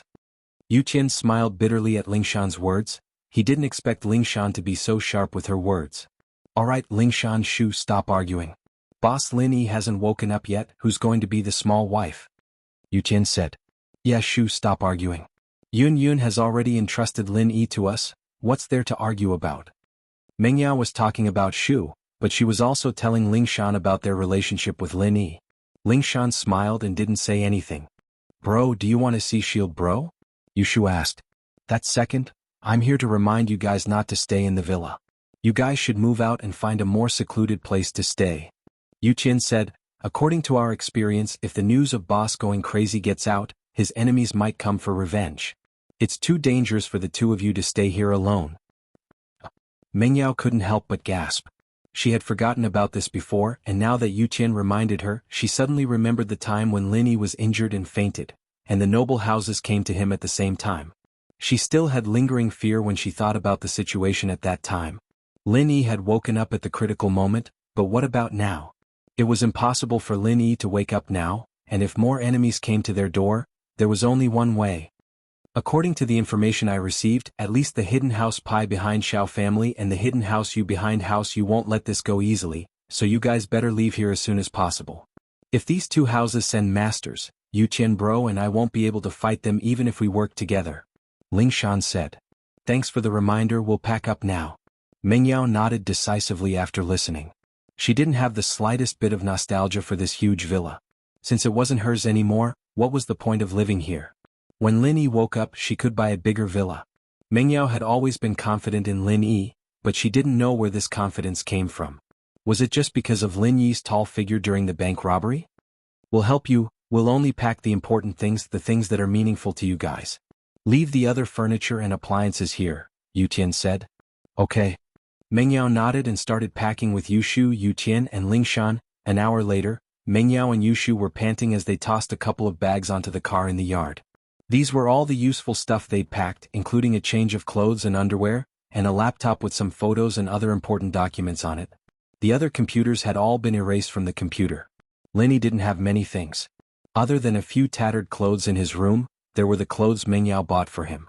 Mengyao packed these clothes together with some unknown things in Lin Yi's drawer. Finally done. Mengyao breathed out in relief. She looked at the things that couldn't be taken away and shook her head. Goodbye villa. From the moment she stepped out of the villa, she might never come back again.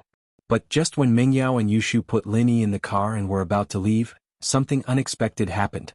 An uninvited guest came to the villa's doorstep, and even with Yuqian and Lingshan's strength, they couldn't tell how this person got here. It was as if he just appeared out of thin air without any warning. Chapter 1821. Stalling for time, who's Lin Yi? The person asked directly, get him out here. Who are you? What are you doing here? Yuqian was shocked as he barked at the person. This person gave him a sense of danger, and his instincts told him that this person was very strong. Lingshan was shocked as well. She and Yuqian had guessed that after the news of Lin Yi's deviation, someone would come looking for trouble with Lin Yi, but she didn't think that someone would come so soon. She wasn't sure of the person's identity, but it looked like he was definitely here to cause trouble. Otherwise, he wouldn't have asked for Lin Yi's whereabouts right away. I'm Yu Lu, under orders from the head of the hidden house Yu to find Lin Yi and avenge the common house Yu. I don't want to kill innocent people, get Lin Yi out here. With Yu Lu's status and strength, naturally he wouldn't hide who he was. He wasn't afraid that someone close to Lin Yi would go to the hidden house Yu for revenge. In the hidden house Yu, there were 2 sky-class masters overseeing the place. If he dared to go there for revenge, he would be courting death. Lingshan and Yuqian looked at each other, understanding what was going on. It was the hidden house Yu after all. They didn't expect them to come this fast. Lin Yi's deviation and he hasn't come back. Don't you know? Lingshan said. Chi deviation? Yu Lu said coldly, maybe it's true but he hasn't come back. I don't believe it. Who's in the car? Yu Lu was a very loyal person trained by House Yu, but that didn't mean he was an idiot. On the contrary, Yu Lu's training had trained him to be very meticulous. He could tell at first glance that these people were moving. As for why they were moving, it was obvious. They probably knew that their enemies would come looking for trouble, and so they wanted to leave first. Yu Lu locked his eyes on the car in the yard. Ling Shan and Yu Qian looked at each other and yelled, "Yao Yao Shu, run! We'll handle this." With that, Ling Shan and Yu Qian charged at Yu Lu, one on the left and one on the right. Meng Yao and Yu Shu were very nervous in the car, not expecting something like this to happen right before they left. Someone came looking for trouble and they didn't know what to do. They were afraid that this person would do something to Lin Yi, but Yu Qian and Ling Shan yelled. Meng Yao subconsciously started the car, stepped on the gas, and the car shot out of the villa like an arrow, speeding away. Yu Lu's eyes darkened. He didn't think that two late phase peak mystic juniors would dare to attack him first. He could have easily dealt with Ling Shan and Yu Qian, but Yu Lu hesitated as he remembered Yu Xiaoqin's orders before he left, to target Lin Yi and not hurt the innocent. Although Yu Xiaoqin was talking about the two girls beside Lin Yi, Yu Lu didn't know if he was talking about these two as well. He didn't know why Xiaoqin wanted him to target Lin Yi, but he didn't question it. He carried it out. And because of that, he hesitated, not knowing how to deal with Ling Shan and Yu Qian. And it was this moment of hesitation that gave Meng Yao the chance to drive away. Otherwise, with Yu Lu's skills, it would be a piece of cake for him to stop Meng Yao and Yu Shu. "Move or I won't go easy on you," Yu Lu warned faintly. Meng Yao and Yu Shu had left, but Yu Lu was confident that he could catch up to them in a short amount of time. After all, there were only a few roads in the villa area, and with his speed he would be able to find them. In order to make these two retreat, Yu Lu channeled his practitioner's arts as well, and in an instant his Earth-class mid-phase peak was on full display. His chi pressed down on Ling Shan and Yu Qian. Ling Shan and Yu Qian's faces changed. They knew their opponent's strength now. It was an Earth-class mid-phase peak. If they were facing someone who just entered Earth-class early phase, Ling Shan and Yu Qian would have a chance if they worked together, but this was an Earth-class mid-phase peak. They had no chance at all. They weren't Lin Yi and they didn't have the ability to fight someone stronger than them. Facing someone this much stronger than them, there was only one possibility: defeat. "I'm a police, you're trespassing on private property, come back with me for investigation," Ling Shan said. Rain 6 paused. He thought that these two would be suppressed by his aura and retreat, or maybe they'd come at him without a care for their lives, but he didn't think that Ling Shan would say something like this. "Trespassing?" Yu Lu scratched his head but didn't do anything. He explained, "I'm from a hidden house." "I understand, I'll notify the investigation department," Ling Shan said. Yu Lu was about to say that he was from a hidden house, and that he was bound by the association, but when he saw the cunning look in Ling Shan's eyes, he understood immediately. This person was trying to stall for time, giving the other side a chance to escape. With that thought, Yu Lu didn't bother with Ling Shan anymore. He turned around wanting to chase after Yu Shu and Meng Yao. Ling Shan and Yu Qian understood immediately that Yu Lu understood. Ling Shan's words did stall for time, but they couldn't guarantee that Yu Shu and Meng Yao wouldn't be able to escape. They stood in front of Yu Lu, not letting him leave. "Move or I won't go easy on you," Yu Lu said coldly. "Two mystic late phase peak, are you guys tired of living?" At this point, Yu Lu had guessed that these two were from noble houses as well. He didn't know which noble house they were from, but they were definitely with Lin Yi. Yu Lu was raging inwardly. These two mystic juniors were messing up his plans, and he wanted to kill them immediately. But, remembering what Xiaoqin had told him, he didn't do it. After all, he didn't understand what Xiaoqin meant. Xiaoqin's words were very vague, and Yu Lu didn't know if Xiaoqin only wanted the two girls with Lin Yi to be harmed, or did he want everyone else to be harmed. After all, Xiaoqin had added that house you had a debtor, and he couldn't be too domineering. Target equals _blank. Chapter 1822. Us two juniors are untalented. We'd like to experience your strength. Yu Qian forced himself to speak to Yu Lu. Yu Lu frowned. He didn't expect these two to be so persistent.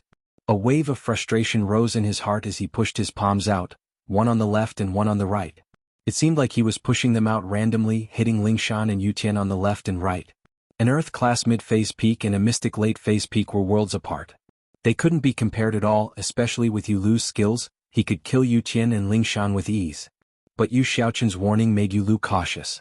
He used his skills, he didn't use his full strength, only sending Ling Shan and Yu Qian flying. They wouldn't be heavily injured, but some light injuries were unavoidable. Ling Shan and Yu Qian's bodies flew out, one on the left and one on the right. Both of them felt sorrow, They couldn't even take a single hit from Yu Lu.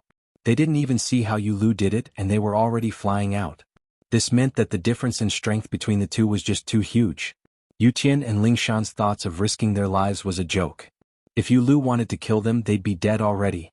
But, be it Yu Tian or Ling Shan, they didn't know why Yu Lu would go easy on them. Looking at how aggressive he was when he came for Lin Yi, he didn't look like a merciful person at all, did he? But this was a question that would never be answered. After sending Ling Shan and Yu Tian flying, Yu Lu disappeared into the night, chasing after Yu Shu and Meng Yao.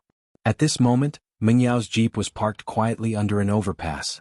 Meng Yao, on the other hand, was carrying a huge pile of bags, waiting quietly under an overpass. Yu Shu was carrying Lin Yi on her back. The two of them ran with all their might in the dark night.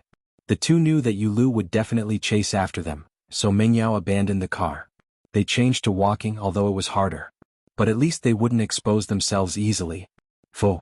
Meng Yao was already out of breath. She didn't know where the energy came from, but she had 2 bags in her hands.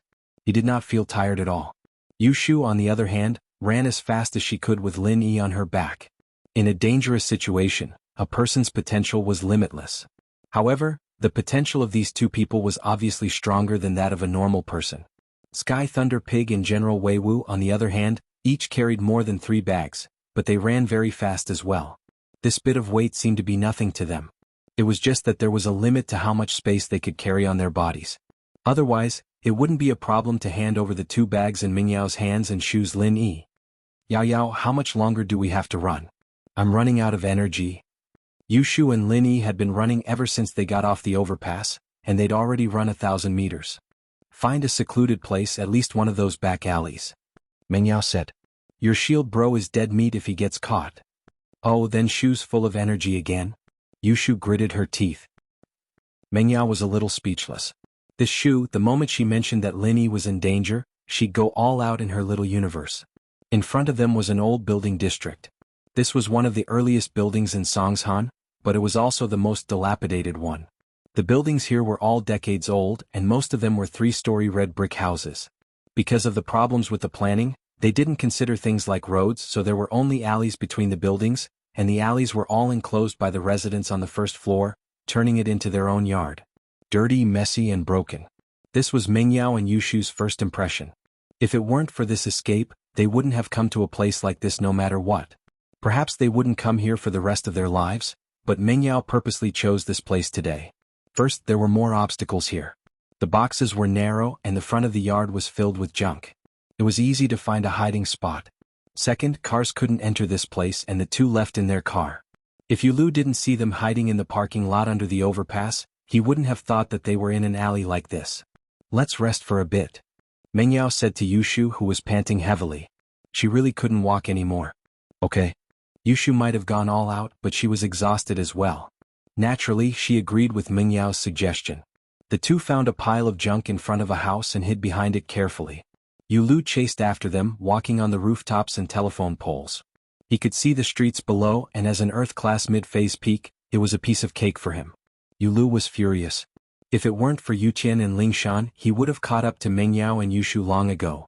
But now he could only rely on his instincts to search the area.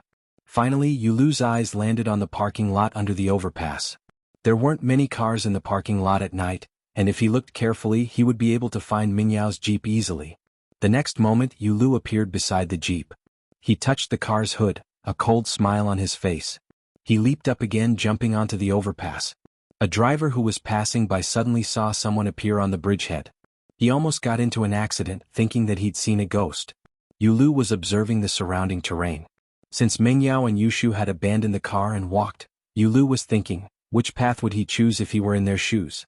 Finally, Yu Lu's eyes landed on an area of old buildings not too far away from the overpass. He could see what was going on in the other streets and neighborhoods, but that area of old buildings was built in a complicated manner.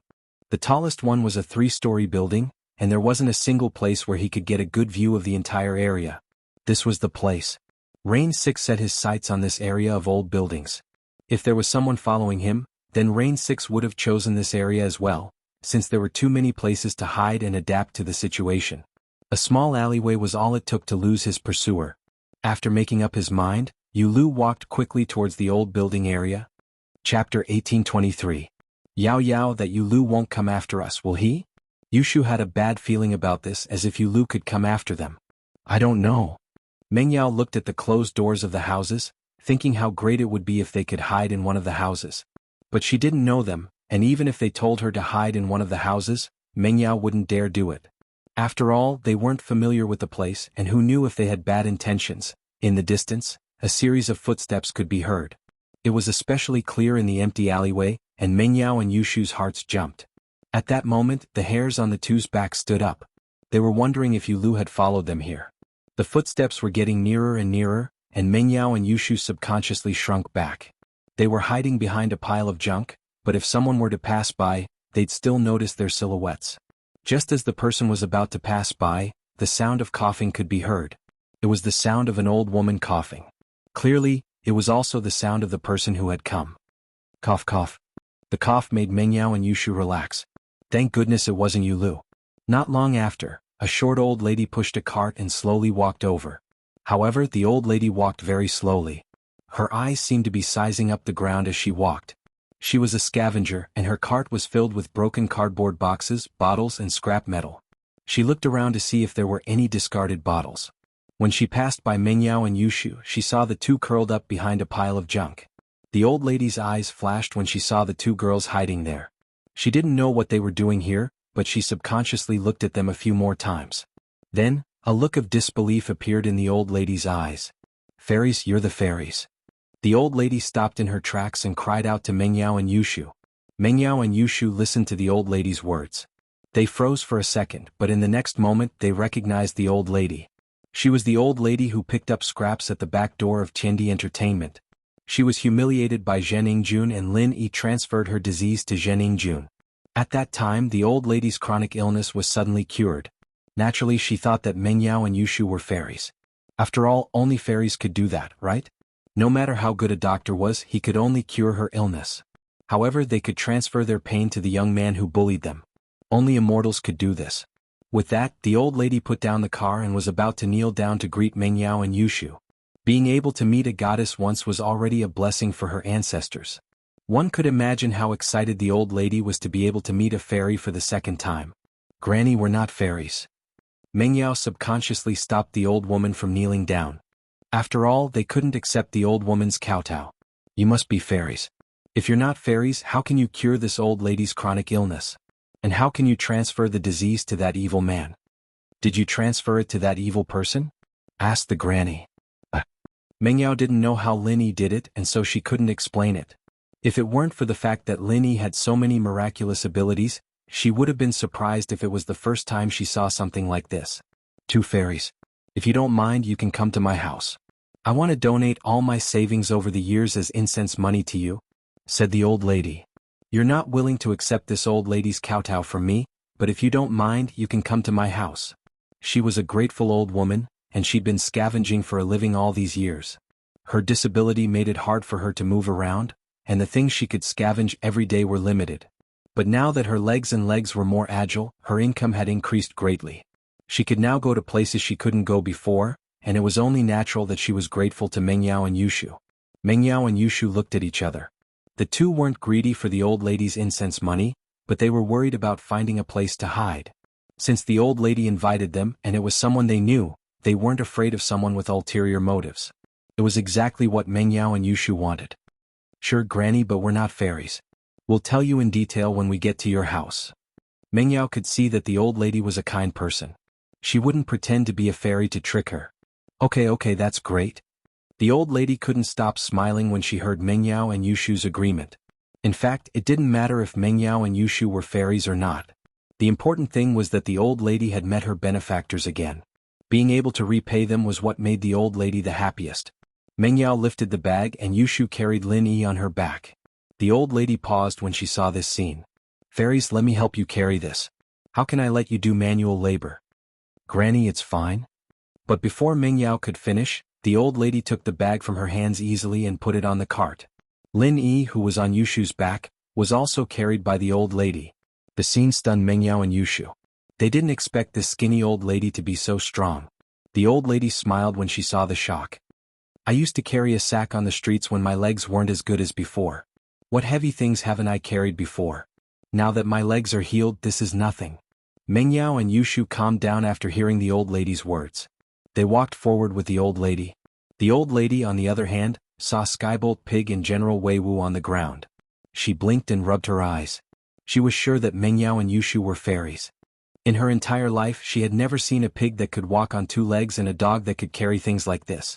If she wasn't a fairy, how could there be such a spiritual beast in the celestial world? Wasn't this something that only happened in the journey to the west? However, since she didn't want to admit it, the old granny didn't insist. Perhaps she was a fairy who had descended to the mortal world and wanted to keep it a secret. The old grandma's house wasn't far from here, and it was also on the first floor. The old grandma opened the door and let Yushu and Mengyao in first, before closing the door behind them. To be continued. If you like this work, you are welcome to vote for me at Qidian. Your support is my greatest motivation. Chapter 1824. This is my house and it's a bit messy. Please don't mind. The old lady said. St. Hall, Grandma, we really aren't fairies. Besides, it's good enough that we have a place to stay. Mengyao smiled bitterly. She didn't know why, but the old lady was so sure that they were fairies. With that, the old lady opened the door and the group entered the house. The yard was messy with all sorts of junk everywhere, but the house was clean and tidy. The old lady lived in an old house with 2 bedrooms and 1 living room. There wasn't much decoration and there wasn't any good furniture either. Even so, the house was clean and spotless. It was obvious that the old lady was a hard-working person. Please have a seat, fairies, I'll make you some tea. The old lady placed Lin Yi on the sofa carefully. She didn't know what happened to Lin Yi, but she didn't dare ask if the 2 fairies didn't want to talk about it. The old lady recognized Lin Yi as the man who was with the 2 fairies at the back door of Tiandi Entertainment. Don't bother, Grandma, we really aren't fairies. Not only that, we have a favor to ask. Mengyao quickly stopped the old lady from making tea. St. Hall, not long after the 3 entered the yard, a figure appeared at the entrance of the alley. It was Yu Lu. Yu Lu's eyes looked coldly at the empty alleyway. He flew up to the top of a 3-story building, looking down at the alleyway, but he didn't see anything out of place. This was the innermost alleyway. He'd searched the other alleyways, but Mengyao and the others weren't there. He'd thought that Mengyao and Yushu would be hiding here, but they weren't there. Could it be that they really weren't here? Or did they think that I would definitely follow them to this alley when I saw them abandoning their car? So, they deliberately didn't go here and chose the main street where it would be easier for them to be exposed? Yu Lu's face darkened at the thought. He felt that he'd underestimated Mengyao and Yushu. The most dangerous place was also the safest place. Why hadn't he thought of that? Of course, Yu Lu didn't think that Mengyao would know any friends or relatives in this old building district. After all, judging from the villa district they lived in, it was impossible for them to have any interaction with the people living here. St. Hall, Yu Lu sighed softly as he left the area, returning to the jeep under the overpass, trying to figure out the escape route Mengyao and Yushu might have taken. Even if he found the right route, he might not be able to catch up to them. It had been a long time after all, and Yushu might have found a hotel and settled down by now. But no matter what, Yu Lu had to give it a try. Mengyao wanted to find a place to stay, so she didn't hide anything. She told the old grandma about her, Yushu, and Lin Yi being followed. She also explained that she and Yushu weren't fairies, but Lin Yi was a great doctor. He could cure her and create similar symptoms for Zhening Jun at the same time. The old grandma didn't think twice about Mingyao's request to stay here for a while. She was a lonely old lady, and Mingyao's arrival wouldn't bring her any inconvenience. Plus, the old grandma wanted to repay Mengyao and Yushu, so she wouldn't reject them. Although you say that you are not fairies, from what this old woman has seen for dozens of years, even if you are not fairies, you are still extraordinary people. Being able to let you live here is the good fortune that this old woman has accumulated in her previous life. This old woman is truly very happy. The old woman said. Thank you, Grandma. Mengyao and Yushu finally let out a sigh of relief. They'd planned to find a more secluded hotel to stay in, but even if they could use Ling Yi's name to register, Yu Lu wouldn't be able to find them. After all, the 3 of them were too obvious, and 2 girls with an unconscious boy. He'd be able to find them easily if he went to any hotel and asked around. As long as Lin Yi stayed in the house and didn't come out, who would pay attention to an old lady who picked up scraps? No need to thank me, I should be the one thanking you. I can't thank you enough for letting me enjoy the life of a normal person before I die. The old lady said, by the way, you said that the young miracle-working doctor was in a coma because of illness. He must need to buy medicine. I don't have much savings in my life, but I'll give it all to you. It's a token of my gratitude to the young miracle-working doctor for treating me. Meng Yao and Yushu were in need of money, but they didn't want to take the old grandma's money. Take this. The old woman said as she took out a bankbook, handing it to Meng Yao and Yushu. I've been an old woman for my whole life. My husband and kids are gone, I don't really need money. Meng Yao was shocked when she saw the number on the bankbook. There was 100,000. She didn't think that a lonely old grandma could get so much money by scavenging. Maybe I'll lend it to you and I'll return it to you later. Meng Yao thought about her father's situation and Lin Yi's situation. She accepted the bankbook with a thick face. She needed money right now, and although Jianghu had sent over a sum of money, it wasn't enough to cover her father's medical expenses.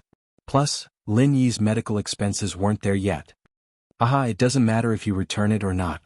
But you said someone was following you, why didn't you call the police? The old grandma asked curiously. Meng Yao didn't know how to explain. That person is very strong and he's already a practitioner. Do you know what practitioners are? Practitioners? The old lady's eyes suddenly flashed with a strange light, but she quickly returned to normal as if she was reminiscing. After a while she shook her head and said, I think I've heard of it before but it's been too long so I can't remember. Meng Yao nodded, not minding too much. After all, normal people didn't know much about practitioners. Even if they did hear about it, it was just a rumor. The only people who could see it with their own eyes were the bodyguards of big bosses. Chapter 1825. It was naturally impossible for an old lady who scavenged for scraps to know anything about cultivators. They're very powerful people, similar to the martial arts masters of the ancient times. Meng Yao smiled bitterly. These people's kung fu is very high, and they appear and disappear unpredictably. I understand now. So you've offended a martial arts master. The old lady nodded. Then we'll settle down here first. I'm just a scavenger and no one will notice me. It's very safe here. And? Meng Yao nodded. Grandma will go scavenge with you tomorrow? Meng Yao had decided that she had to do something. The money she had, along with the old lady's 100,000, was only enough to pay for her father's medical fees for a short period of time. If Lin Yi didn't wake up by then, she would have to continue paying for his medical fees to keep him alive. Although the hospital couldn't wake her father up, Lin Yi must have a way. She had to hold on until Lin Yi woke up, and she couldn't give up on treatment. Chapter 1840. Where would the money come from? Meng Yao had been thinking about this problem. She had thought about finding a place to work, but after you lose tracking, she knew that it was impossible. At least she couldn't show her face in public. Scavenging with the old lady was Meng Yao's only choice. No one would have thought that the high and mighty miss of Pengjian Industries would become a little girl who scavenged for scraps. Even Meng Yao herself didn't think that there would be a day where she would do this, let alone Yu Lu and the others. But from the moment Tang Yun made her decision and returned to the villa, Meng Yao's mind had changed. Miss. Without her father's halo, she was nothing. She couldn't even be compared to Tang Yun. So she didn't have any mental barriers following the old lady. She could rely on her own hands for Lin Yi and her father. There was nothing to be embarrassed about. There's no need. Just stay at home. I can handle it myself. I don't need to say much. I'll pay for the little miracle doctor's medical expenses every day. The old lady said with a smile, I've been picking up trash for decades. I'm experienced. Sanctuary. Grandma, the more people, the more we earn.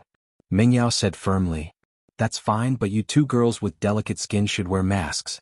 Otherwise, if someone sees you, they will be suspicious. The old lady hesitated for a moment and said. Meng Yao realized, to her surprise, that the old granny was actually very meticulous. She could think of details that even they couldn't. What kind of herbs do you need? I'll get them for you tonight. The old lady asked. Takitara, the recipe is here. Meng Yao wanted to say that she wanted to go with the old grandma, but she was afraid of bumping into Yu Lu. After all, Yu Lu would be wandering around the area looking for them. Meng Yao said, Grandma, let General Wei Wu go with you. He can protect you. It's already so late, I'm worried about you being alone. Haha, this old woman is also very famous in this area. Who would rob a ragpicker like me? The old lady smiled faintly, but seeing Meng Yao's insistence, she nodded and said, All right, I'll go with him. The General Wei Wu you're talking about, is it this dog? Yes, General Wei Wu, you go with Grandma to buy the medicine. Protect Grandma's safety, understand? Meng Yao ordered General Wei Wu. Woof woof. General Wei Wu nodded, indicating that it understood. On the other hand, the old lady was a little surprised when she saw General Wei Wu. Such a smart dog surprised her. Although she saw that the dog was carrying a lot of baggage, she didn't pay much attention to it. Many animals were stronger than humans, but now that she looked at General Wei Wu, she couldn't help but let out a "huh." She was full of surprise. "What's wrong?" Meng Yao asked curiously. "It's nothing, this dog is really smart." The old lady shook her head and said kindly to General Wei Wu, "Let's go, follow me to buy the medicine." Woof woof. General Wei Wu immediately followed the old lady out of the room. After the old lady left the room, Meng Yao sighed deeply. "Shu, we're really lucky to have met the old lady. Otherwise we wouldn't even have a place to stay." "Yeah, Prophet Shu is really amazing. She asked Shield Bro to do a good deed, and now she's getting rewarded." Yushu nodded. Meng Yao was speechless.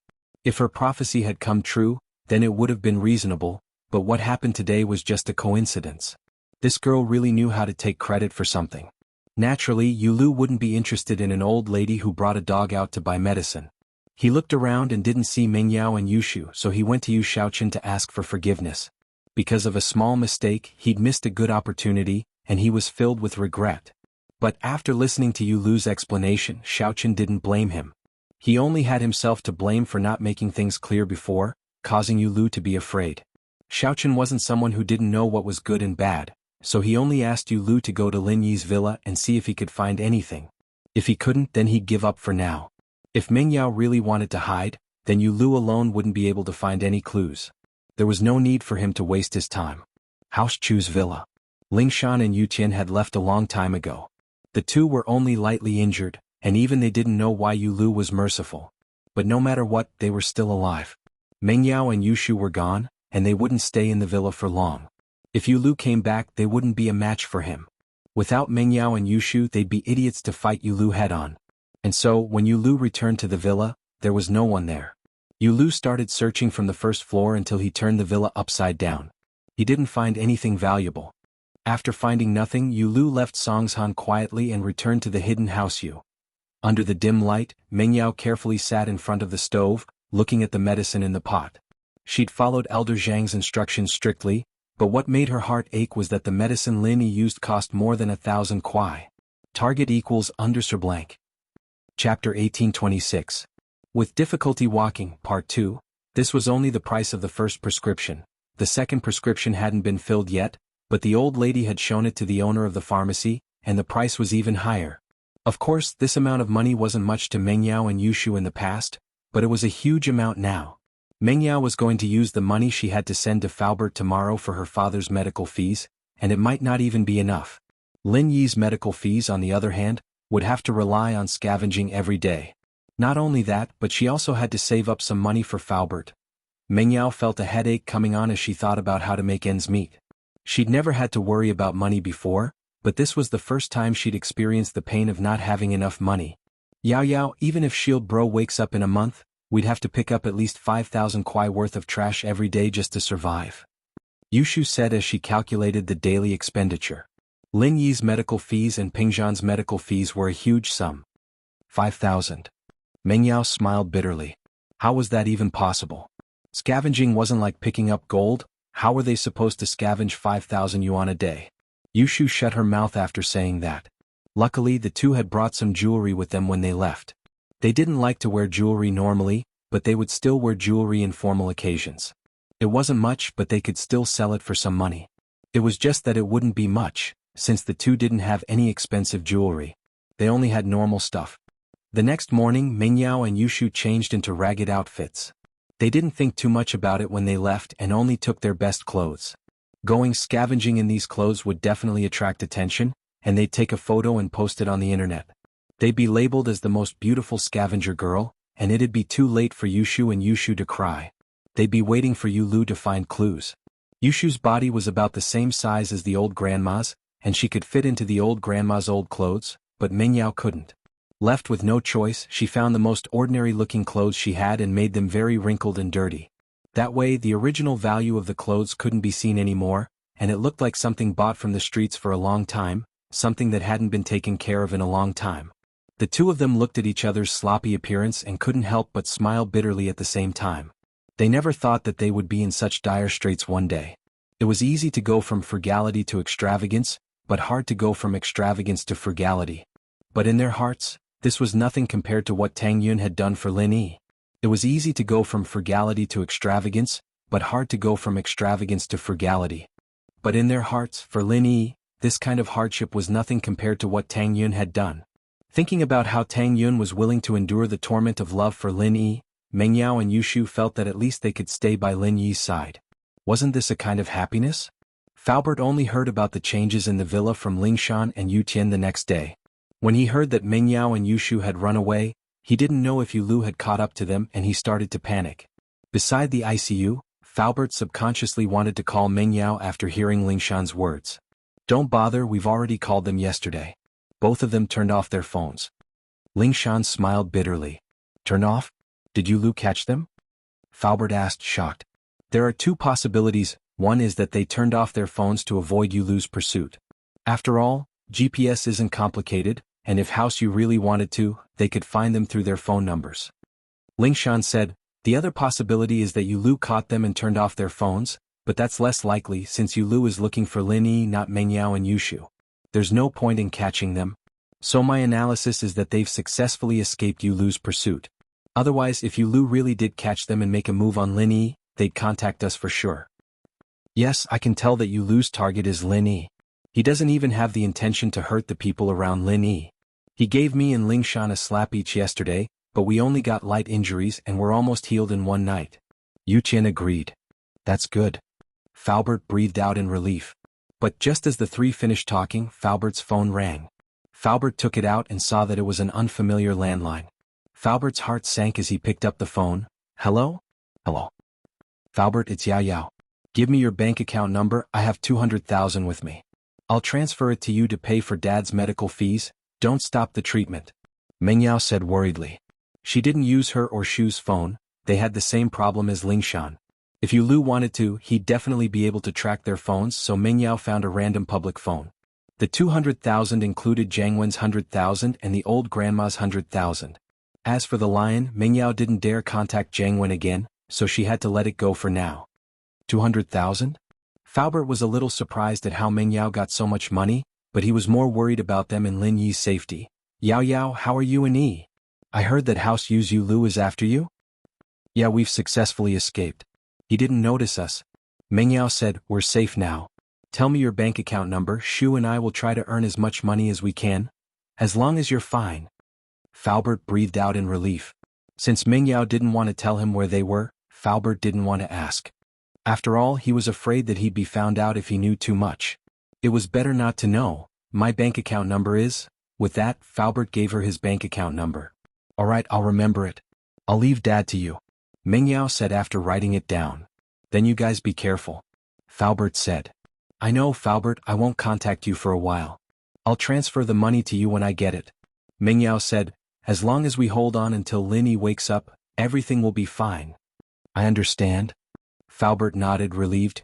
Yao Yao, don't worry, I'll take care of Mr. Chu. Target equals underconnect. Chapter 1827. Meng Yao and Yushu blushed when they heard Grandma Sun's words. They used to throw their old clothes away and they often forgot to take out the change inside, but they didn't feel bad about it. Grandma Sun's words seemed to be mocking their old lifestyles. Meng Yao and Yushu knew that Grandma Sun didn't mean it that way, but they couldn't help but think of their old lives. In the past, they thought that they were already very frugal compared to those second-generation rich people, but now they realized that they were still very extravagant. Of course, if they were the ones in the villa Grandma Sun was talking about, they would probably make the same choice. 3,000 was a small amount to them in the past. If a kind person picked it up and gave it back, they would naturally think that the person was a good person and give it to him. But now, that was then and this was now. Of course, these are all things that we can't ask for. Our main source of income is still these bottles and paper. Grandma Sun didn't notice the unnatural expressions on Meng Yao and Yushu's faces. Oh, we'll continue scavenging. Yushu blushed. Shuamin's house. Holy Hall. There were a few people sitting here. They weren't familiar with each other, but they were all related to Shuamin and Lin Yi, so they gathered together. These people were Shuamin, Fatty Lai, Wu Qintian, Sun Jingyi, Lingshan, and Yu Tian. Lingshan and Yu Tian told Guan Shuamin, Fatty Lai, and the others about Lin Yi's predicament, hoping that they could think of a solution. But Yu Lu was from a hidden house, and none of the people here could go against a hidden house. Man, I wanted to talk to Dean Qin and ask him to waive Pingzhan's medical fees, but Xiang refused. Xuemin said with a bitter smile. Guan Xiaoxiang had already fought with Guan Xuemin because of the bankruptcy of Miracle Dr. Guan's medical company. Guan Xiaoxiang reminded Guan Xuemin not to be cheated, but in the end, all of Guan Xuemin's money went into Miracle Dr. Guan's medical company, but it still couldn't save the company from bankruptcy. Once the capital chain of a rapidly developing pharmaceutical company was broken, it would be like a building that would collapse in an instant. There would be no room for recovery. That was why Guan Xiaoxiang took it to heart. When he was young, he wanted to use Xuemin's name to start a pharmaceutical company, but he was never allowed to do so. This time he was naturally unhappy with those related to Lin Yi. Holy Church, Pingzhan's medical fees were of course official business. Not a single cent could be deducted. This time, everyone came to Xuemin's house to discuss Pingzhan's medical fees. After all, when Fatty Lai's company was in crisis, these people basically took out their personal savings. Now they didn't have any money to take out. Man, if I hadn't sold my company earlier, I wouldn't be in such a tight spot right now. Sun Jingyi sighed. House Sun had tacitly approved Sun Jingyi's freedom of love, so Sun Jingyi sold her company and returned to House Sunday. Now Lin Yi was in trouble, and elder Sun froze Sun Jingyi's account, leaving Sun Jingyi with no money to use. Wu Qintian's old man Wu Gonggao was even more snobbish, and Qintian became penniless as well. As for House Song and House Qin, they didn't have any businesses and their salaries couldn't afford Pingzhan's huge medical fees at all. It's all my fault. If I wasn't in a hurry to expand the factory, I wouldn't have ended up like this. Fatty Lai said, heartbroken. Forget it, this isn't the time to blame someone. Xuemin sighed. If it comes down to it, I'll put down my pride and talk to Dean Qin. I don't need to deduct the medical fees, but can we postpone it for a while? As long as Lin Yi recovers, everything will be fine. Yeah, when boss recovers we'll take back what we lost. Fatty Lai nodded. In the blink of an eye, a week had passed.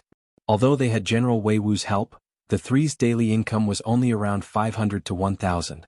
There weren't many problems, and Lin Yi's medical fees were completely supported by the money that Grandma Sun didn't have time to deposit in the bank. But seeing that the money was dwindling day by day, Meng Yao and Yushu were very worried. If this continued, there would be a day when they wouldn't be able to hold on until Lin Yi woke up. If it comes down to it, let's get Skybolt Pig to join the operation tomorrow, Meng Yao said. Skybolt Pig was currently staying with Lin Yi at home every day. Since Skybolt's body was too unique, Meng Yao didn't want to attract people's attention if she brought him out, but there was no other choice now. Skybolt Pig. Yushu suddenly had an idea. Skybolt Pig can look for treasures, right? Then can he look for trash? Yeah. Meng Yao blinked at Yushu's words but then said happily, how did I forget that? Skybolt Pig can look for treasures, so he can look for treasures in trash too, right? Skybolt Pig, come here. Yushu waved at Skybolt Pig. Skybolt Pig seemed to have heard the conversation between Meng Yao and Yushu, and he walked over unwillingly. Can you find something valuable in the trash? Don't say no. Yushu said to Skybolt Pig. Skybolt Pig was speechless. What was the point of asking if he couldn't say no? He could only nod, feeling wronged. Alright then, pretend to be a dog tomorrow. I'll give you some furry clothes and you'll help us look for treasures. Yushu said. Pretend to be a dog? Skybolt Pig shook his head at that. He was different from humans and he was used to not wearing clothes. Wouldn't he die of heat if he wore furry clothes all of a sudden? I'm telling you, if you don't help us look for treasures, Shield Bro won't wake up and no one will help you level up. You'll just have to fend for yourself. Yushu threatened. Skybolt Pig wasn't scared at all, and he nodded quickly after hearing Yushu's words. He'll pretend to be a dog then.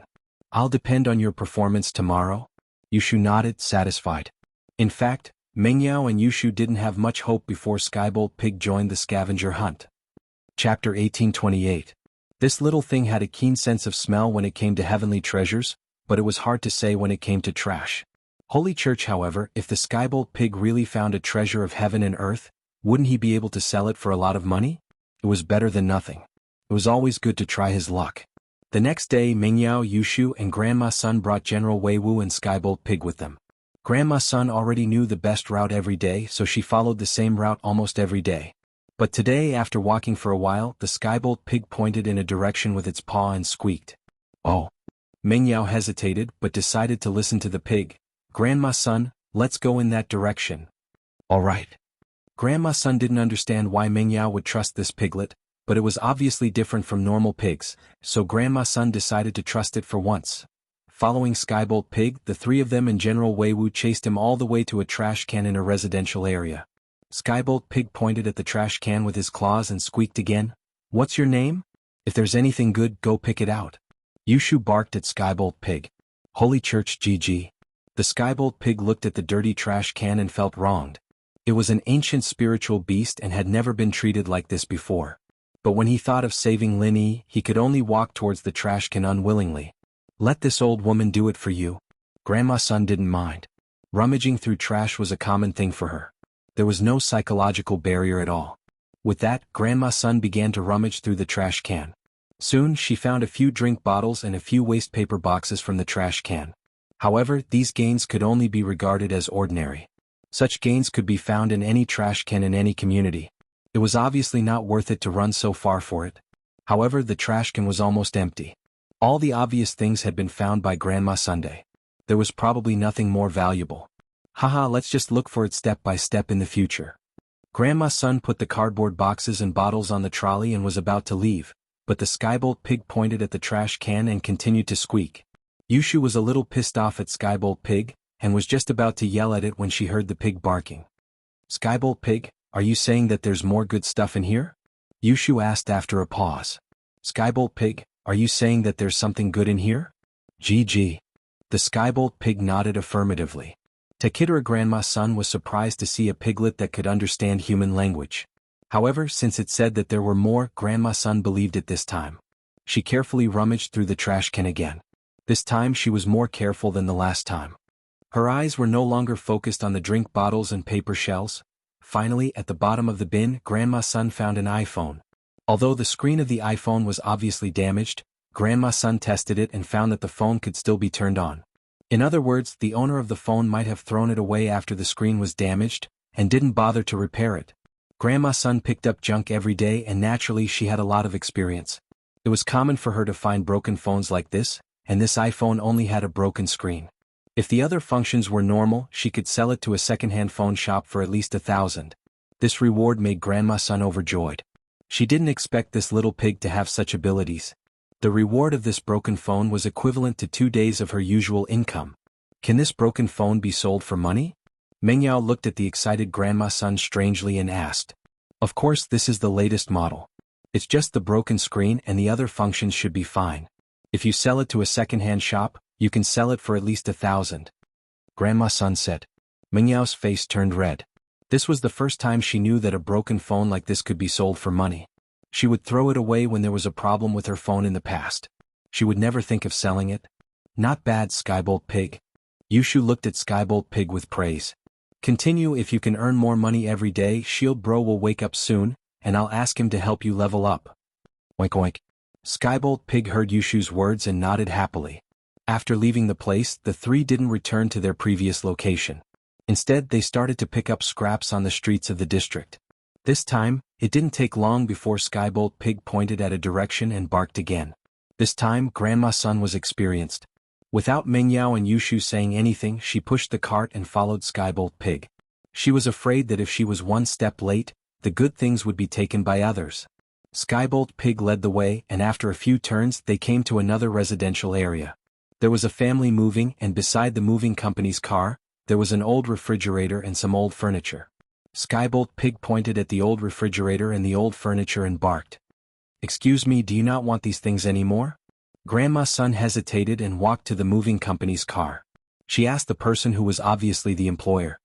Nope, I bought a new house. This thing is old and it's not very useful anymore. If you want it, I'll give it to you. The employer waved his hand casually and said to Grandma Sunday. The refrigerator wasn't very old and it looked like it could still be used.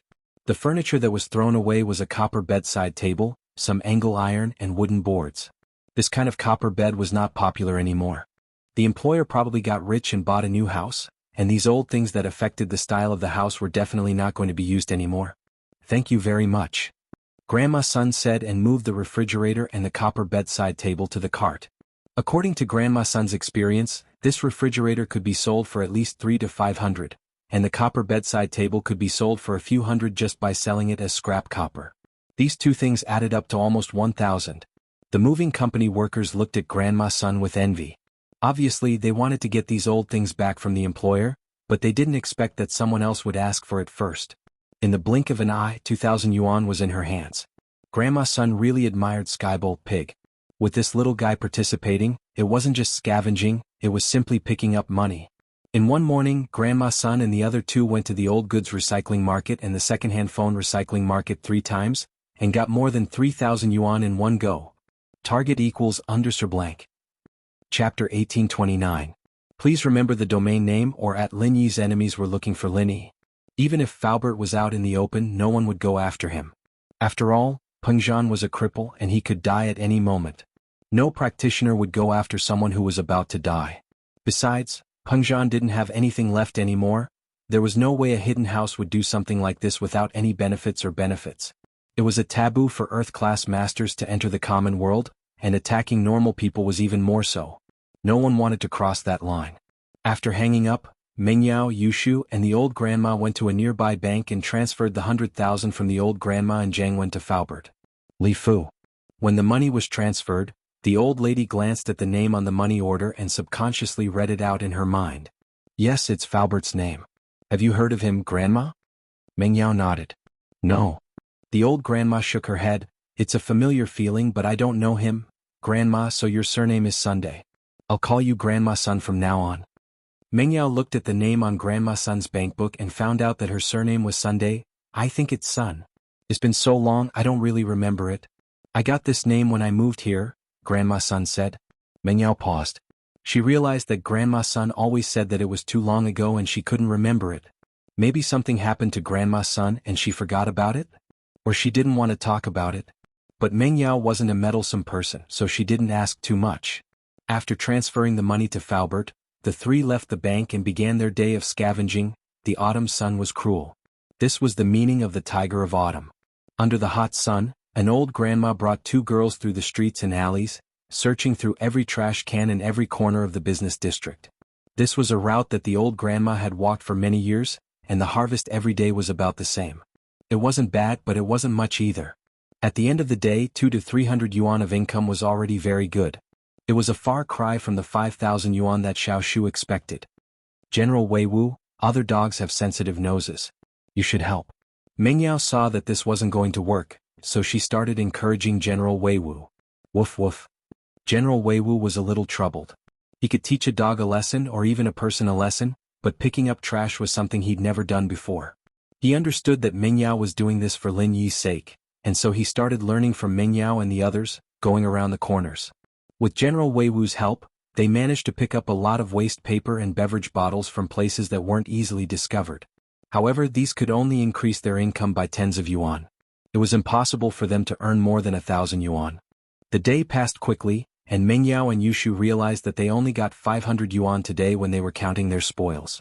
It was only a tenth of the 5,000 they needed. However, it was only 500 yuan, and Grandma Sun was already very happy.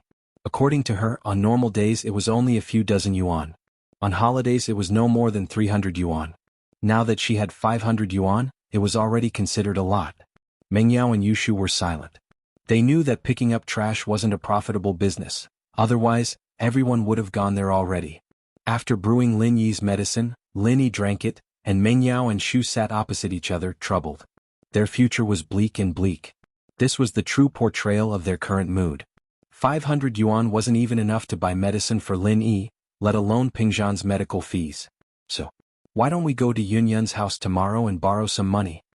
Mengyao really didn't have a choice, but she knew that Mrs. Tang had a lot of money. She believed that Mrs. Tang would borrow money to buy medicine for Lin Yi. Yeah, that's the only way. Yushu nodded. However, what they didn't know was that Mrs. Tang had already been taken away by the people from the Snow Valley. First, Tang Yun was worried about her parents who were far away in Songshan, and second, she was afraid that her parents would say something to Lin Yi, making her waste her effort to give Lin Yi the forgetful grass. So, the next day when Mengyao and Yushu came to Tang Yun's house, they found that Tang Yun's house was empty. According to the neighbors, there was no one there since a few days ago. At this point, Mengyao and Yushu could roughly guess Tang Yun's intention, but the problem was that they didn't have Shuigu's contact information. According to Shuigu, after Tang Yun stayed there, it meant that they wouldn't be in contact with each other. Naturally, they wouldn't give them any contact information. Mrs. Tang couldn't be helped, and Yun Yun and Xiao Xiao couldn't be contacted. Meng Yao and Yushu could only rely on Old Lin. But while Old Lin had his own herb garden, and most of the ingredients were there, Peng Zhan's medical fees were still nowhere to be found. Old Lin's herbs were barely enough to sustain Lin Yi's medicine, and Peng Zhan's medical fees were nowhere to be found. Furthermore, the West Star Mountain Village did not have express deliveries, and Old Lin could not leave the West Star Mountain Village. It was a very troublesome matter to send the medicinal herbs to a courier company in a nearby town. By the time the medicinal herbs were sent out, it would be too late. Distant water could not put out a nearby fire. Helpless, Meng Yao and Yushu could only continue to scavenge with Grandma Sunday. But after 2 days of scavenging, Meng Yao and Yushu realized that there were many competitors in this line of work. Other than them, there were also other scavengers, and in this line of work, it was all about eyes and hands. It didn't matter who saw it first, the important thing was who got it first. According to Grandma Sun, there were different rules for scavenging in every city, and Songshan was the same. She had been following this rule for many years, so even if her legs weren't nimble before, she had trained her eyes and hands to be quick. And because of this, after she recovered, her scavenging speed was even faster, obviously faster than the other scavengers, and so her daily harvest was not bad. Actually, just relying on these waste paper and bottles every day isn't the most profitable. Grandma Sun said. Sometimes, you can put some in the trash in the residential area, and you can pick up some old furniture and appliances. These are the most profitable. Sometimes in some rich people's areas, you can find some change in the discarded clothes. It's not much, but sometimes it's at most a few hundred yuan. There was once, in front of a villa, I found 3,000 yuan in a leather jacket, and when I went to the villa to return the money, the villa's housekeeper only said thank you and let me leave. For the latest chapters, please log on. It's a pleasure to read and I recommend you bookmark it. Chapter 1830. Chapter 1842, Skybolt Pig's Treasure Hunt, Part 1. Meng Yao and Yushu blushed when they heard Grandma Sun's words. They used to throw their old clothes away and they often forgot to take out the change inside, but they didn't feel bad about throwing them away. Grandma Sun's words seemed to be mocking their old lifestyles. Meng Yao and Yushu knew that Grandma Sun didn't mean it like that, but they couldn't help but think about their old lives. In the past, they thought that they were already very thrifty compared to some rich second generations who lived a luxurious life, but now they found that they were still very extravagant. Of course, if they were the people in the villa that Grandma Sun had mentioned, they might have made the same choice. 3,000 was a small amount to them in the past. If someone kind enough picked it up and gave it back, they would naturally think that the person was a good person and give it to him. But now, that was then and this was now. Of course, these are all things that we can't ask for. Our main source of income is still these waste paper and bottles. Grandma Sun didn't notice the unnatural expression on Meng Yao and Yushu's faces. Oh, let's continue to scavenge. Yushu blushed. Guan Shuamin's house. There were a few people sitting here. They weren't familiar with each other, but they were all related to Guan Shuamin and Lin Yi, so they gathered together. These people were Guan Shuamin, Fatty Lai, Wu Qintian, Sun Jingyi, Lingshan, and Yu Tian. Lingshan and Yu Tian told Guan Shuamin and Fatty Lai about Lin Yi's predicament, hoping that they could think of a way to solve it. But Yu Lu was from a hidden house, and none of the people here could go against a hidden house. Man, I wanted to talk to Dean Qin and ask him to waive Peng Zhan's medical fees, but Xiang turned me down. Shuamin said with a bitter smile. Guan Xiaoxiang had already fought with Guan Shuamin because of the bankruptcy of Miracle Dr. Guan's medical company. Guan Xiaoxiang reminded Guan Shuamin not to be cheated, but in the end, all of Guan Shuamin's money went into Miracle Dr. Guan's medical company, but it still couldn't save the company from bankruptcy. Once the capital chain of a rapidly developing pharmaceutical company was broken, it would be like a building that would collapse in an instant. There would be no room for recovery. That was why Guan Xiaoxiang took it to heart. When he was young, he wanted to use Shuamin's name to start a pharmaceutical company, but he was never allowed to do so. This time he was naturally unhappy with those related to Lin Yi. Peng Zhan's medical fees were, of course, official business. Not a single cent could be deducted. This time, everyone came to Guan Shuamin's house to discuss Peng Zhan's medical fees. After all, when Fatty Lai's company was in crisis, these people basically took out their personal savings. Now they didn't have any money to take out. Man, if I hadn't sold my company earlier, I wouldn't be in so much trouble right now. Sun Jingyi sighed. House Sun had tacitly agreed to Sun Jingyi's freedom of love, so Sun Jingyi sold her company and returned to House Sunday. Now Lin Yi was in trouble, and elder son froze Sun Jingyi's account, leaving Sun Jingyi with no money to use. Wu Qintian's old man Wu Gonggao was even more snobbish, and Qintian became penniless as well. House Song and House Qin, on the other hand, weren't families with much business. Their salaries wouldn't be enough to pay for Pengzhan's medical fees. It's all my fault. If I wasn't in a hurry to expand the factory, I wouldn't have ended up like this. Fatty Lai said, heartbroken. Forget it, this isn't the time to blame. Guan Shuimin sighed, if it comes down to it, I'll put down my pride and talk to Dean Qin. I don't need to deduct the medical fees, but can we postpone it for a while?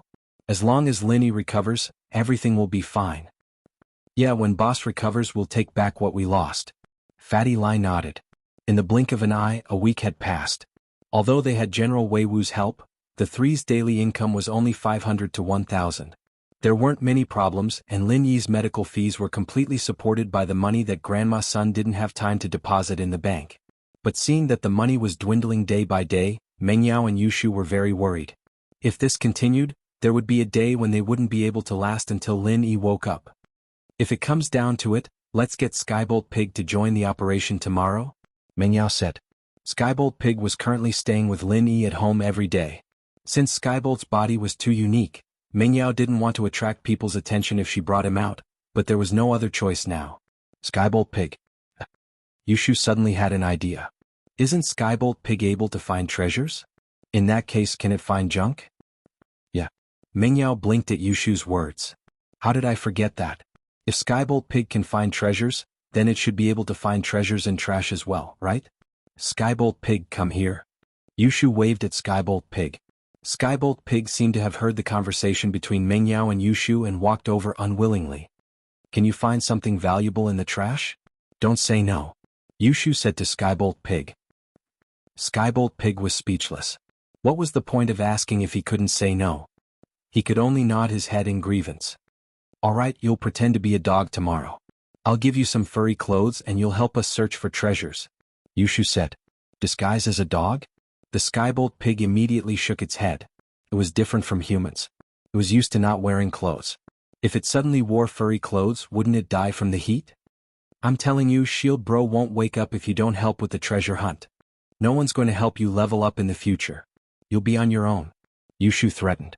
Skybolt Pig wasn't scared at all. After hearing Yushu's words, he quickly nodded in agreement. Let's pretend to be a dog then. We'll see how you perform tomorrow. Yushu nodded in satisfaction. In actuality, Meng Yao and Yushu didn't have much hope before Skybolt Pig joined the scavenger hunt. Chapter 1831. This little thing had a sharp nose for treasures, but it was hard to say when it came to trash. Please remember, but if Skybolt Pig really did find a treasure, wouldn't he be able to sell it for a lot of money? It was better than nothing. It was always good to try his luck. The next day, Meng Yao, Yushu, and Grandma Sun brought General Wei Wu and Skybolt Pig with them. Grandma Sun already knew the best route every day, so she followed the same route almost every day. But today, after walking for a short while, the Skybolt Pig pointed in a direction with its paw and squeaked. Oh. Meng Yao hesitated but decided to listen to Skybolt Pig. Grandma Sun, let's go in that direction. Okay. Grandma Sun was puzzled as well. Why would Meng Yao trust this pig? But this pig was obviously different from normal pigs, so Grandma Sun decided to trust it for once. With Skybolt Pig, the three of them and General Wei Wu chased it to a trash can. Skybolt Pig pointed at the trash can with his paw and squeaked again. What are you squeaking for? If there's anything good, go take it out. Yushu yelled at Skybolt Pig. Squeak squeak. Skybolt Pig looked at the dirty trash can, feeling wronged. He was an ancient spiritual beast, he had never been treated like this before. But he had to save Lin Yi, so he walked towards the trash can unwillingly. Let me do it for you. Grandma Sun didn't mind. Digging through trash was a common thing for her. She didn't have any psychological barriers at all. With that, Grandma Sun began to rummage through the trash can. Soon, she found a few drink bottles and a few waste paper boxes from the trash can. However, these gains could only be regarded as ordinary. You could find something like this in any trash can, and it wasn't worth it to go this far. But the trash can was almost bottom. Grandma Sun had already found all the obvious stuff. There probably wasn't anything valuable left. Haha, let's just look for it step by step in the future. Grandma Sun put the cardboard boxes and bottles on the trolley and was about to leave, but the Skybolt Pig pointed at the trash can and continued to squeak. At first, Yushu was a little annoyed at Skybolt Pig for finding so little stuff in the trash. Just as he was about to reprimand it, he heard that it was still barking. He was taken aback and asked, "Skybolt Pig, are you saying that there's something good in there?" "GG." The Skybolt Pig nodded affirmatively. Grandma's son was surprised to see a pig that could understand human language. However, since it said there were more, Grandma's son believed it this time. Once again she carefully rummaged through the trash can. This time she was more careful than the last time. Her eyes were no longer focused on the beverage bottles and paper shells. Finally, at the bottom of the bin, Grandma's son found an iPhone. However, on the screen of the iPhone, it was obviously damaged, but Grandma's son tested it and found that the phone could still be turned on. In other words, the owner of the phone might have been injured after the phone screen was damaged.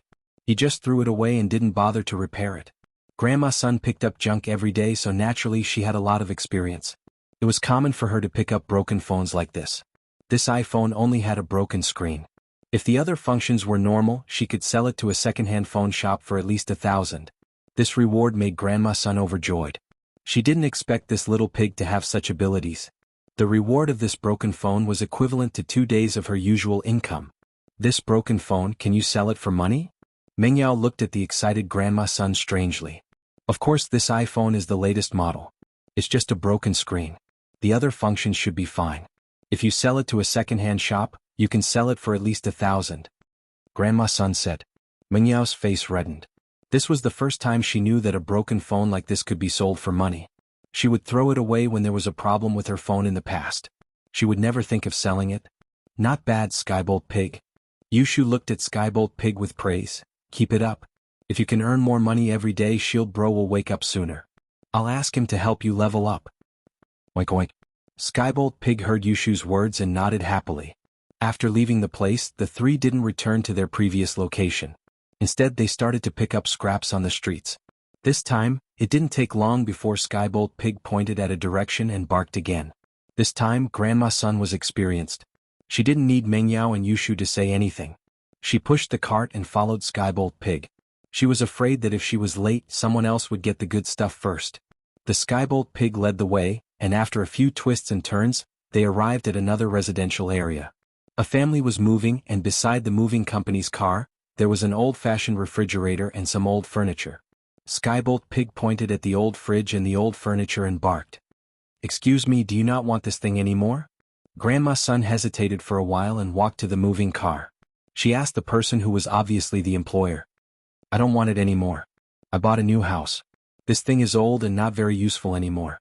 If you want it, I'll give it to you." The employer waved his hand casually and said to Grandma Sunday. The fridge wasn't very old. It looked like it could still be used. The furniture that was thrown away was a copper bedside table, some angle iron, and wooden boards. This kind of copper bed was not popular anymore. The employer must have gotten rich and bought a new house. These old things that affected the style of the house were definitely not going to be used anymore. "Thank you very much," Grandma's son said and moved the fridge and the copper bedside table to the cart. According to Grandma's son's experience, the fridge could be sold for at least 300 to 500, and the copper bedside table could be sold for a few hundred just by selling it as scrap copper. Adding these two things together, it was almost 1,000. The moving company worker looked at Grandma's son with envy. Obviously, they wanted to get these old things back from the employer, but they didn't expect someone else to ask for it first. In the blink of an eye, 2,000 was in her hands. Grandma's son really admired Skybolt Pig. With this little guy's participation, how was this scavenging? It was simply picking up money. In one morning, Grandma's son and the other two went to the old goods recycling market and the second-hand phone recycling market 3 times. They got more than 3,000 in one go. Chapter 1832. Recovering his senses in the afternoon, Skybolt Pig showed off his prowess. Not only did he find a lot of discarded cell phones and household appliances, he even found a couple of old bags from the Villa district. They were all from international brands, and he brought them to a second-hand shop and sold them for more than 10,000 kwai. His income for the day was close to 20,000 kwai. Grandma's son was shocked and she couldn't help but admire Skybolt Pig. Mengyao and Yushu let out a breath of relief when they saw that Skybolt Pig was really able to find these valuable items. From now on, as long as they followed Skybolt Pig to pick up these things, they wouldn't have to pick up mineral water bottles, beverage bottles, and cardboard boxes anymore. With Skybolt Pig around, they would always be able to reach the places where the valuable items were thrown away. Although sometimes, other scavengers would get there before them and they wouldn't be able to find anything, but overall, Skybolt Pig was still very fast. With the help of the ice spirit fruit and medicine, Lin Yi slowly regained consciousness, and he woke up from his coma. However, he only woke up in the jade space and he still couldn't feel his body. Lin Yi opened his eyes in the jade space, and he felt extremely hot all over his body. Every single meridian in his body felt like it was on fire, and it was very painful. "You're awake?" Jiao Yazi saw that Lin Yi had woken up, and he was surprised and happy at the same time. Jiao Yazi had been panicking all this time. He was just a phantom and he couldn't do anything about Lin Yi's coma. He couldn't contact the outside world either, and he could only watch Lin Yi pass out every day. Although Jiao Yazi could feel that Lin Yi's body temperature was dropping, he couldn't guarantee that Lin Yi would wake up. It all depended on how the outside world treated Lin Yi. Now that Lin Yi had woken up, he could finally breathe a sigh of relief. "Jiao Lao, what happened to me?" Lin Yi asked in a daze. He remembered that he was cultivating before and then he didn't know anything. "Previously, something went wrong in your cultivation and you went berserk. Don't you remember?" Jiao Yazi said. "Oh, chi deviation. Yes." Lin Yi nodded as he recalled the pain he had suffered during his cultivation. However, he did not know why he had suffered chi deviation. "But why did this happen?" "I'm not sure either. You'll have to find the reason yourself after you wake up," Jiao Yazi said. He could only communicate with the outside world through Lin Yi. Since Lin Yi was unconscious, Jiao Yazi naturally could not hear the conversation between Mo Kongwen and old Lin. "Wake up. How can I wake up?" Lin Yi tried, but unfortunately he could not return to the real world from the space in the jade pendant. He could not even communicate with the outside world. "The people around you must have taken some measures to temporarily suppress the fire poison in your body. However, just relying on them alone is not enough." Jiao Yazi said, "The medicine from the outside world can only help you suppress and slowly refine the fire poison. However, once the fire poison is absorbed by your body, it will affect your body. It will do more harm than good. Therefore, it's best for you to force the fire poison out of your body yourself. This way, you can maintain the purity of the vital qi in your body, and it will be easier for you to cultivate the second stage of the art of dragon mastery." "Force it out of my body?" Lin Yi was slightly stunned. He then asked, "What do I have to do to force the fire poison out of my body?" "You can try to use the art of dragon mastery to guide the vital qi in your body to gather all the fire poison in your meridians. Then, you can release the fire poison in one go like how you released a vital qi bomb," Jiao Yazi said. "Gather it together? Can't I find some and force some out?" Lin Yi asked. "That's fine. But can you wake up now? I mean your body in the outside world." Jiao Yazi asked. "I can't." Lin Yi shook his head. "That's it." Jiao Yazi said, "You can't even wake up. How can you release your vital qi? Are you trying to release it into the space in the jade pendant? If you release it here, when you absorb the energy in the space in the jade pendant, you will be in danger of being sucked back at any time." "I see." Lin Yi immediately understood what Jiao Yazi meant. "In other words, I can only wake up when I gather all the fire poison in my meridians, right?" "That's it." Jiao Yazi nodded. "Man, I still have to force the fire poison out of my body. If I was like Zhang Naipeo, I wouldn't have to go through so much trouble." Lin Yi smiled bitterly. At this moment he was envious of Zhang Naipeo. "As far as I know, yes." Jiao Yazi's answer surprised Lin Yi. "Yes." Lin Yi was shocked. "But I can't do it now. But in my memory you should be able to do it. Maybe you can do it in the future, but I might have remembered wrongly and mixed up the mantra in the chrysanthemum treasured book." Jiao Yazi shook his head. "My memory isn't unlocked. I only have a vague impression." "All right." Lin Yi heard Jiao Yazi's words and felt disappointed. Even if he could, now wasn't the time, and there was a chance that Elder Jiao might have remembered wrongly, messing up Naipeo's memories of the chrysanthemum arts. Right now, he needed to use the art of dragon mastery to guide the fire poison in his meridians, compressing it together and forcing it out of his body. Calming himself down, Lin Yi focused all his energy and channeled the first stage of the art of dragon mastery. He started searching for the fire poison in his meridians. Lin Yi had the experience of repairing his own meridians multiple times before, so he was very familiar with the meridians in his body. He channeled the art of dragon mastery with ease, letting the pure energy flow through his meridians, searching for the fire poison in them. Of course, at the start, Lin Yi didn't focus on the parts of his body that were affected by the fire poison.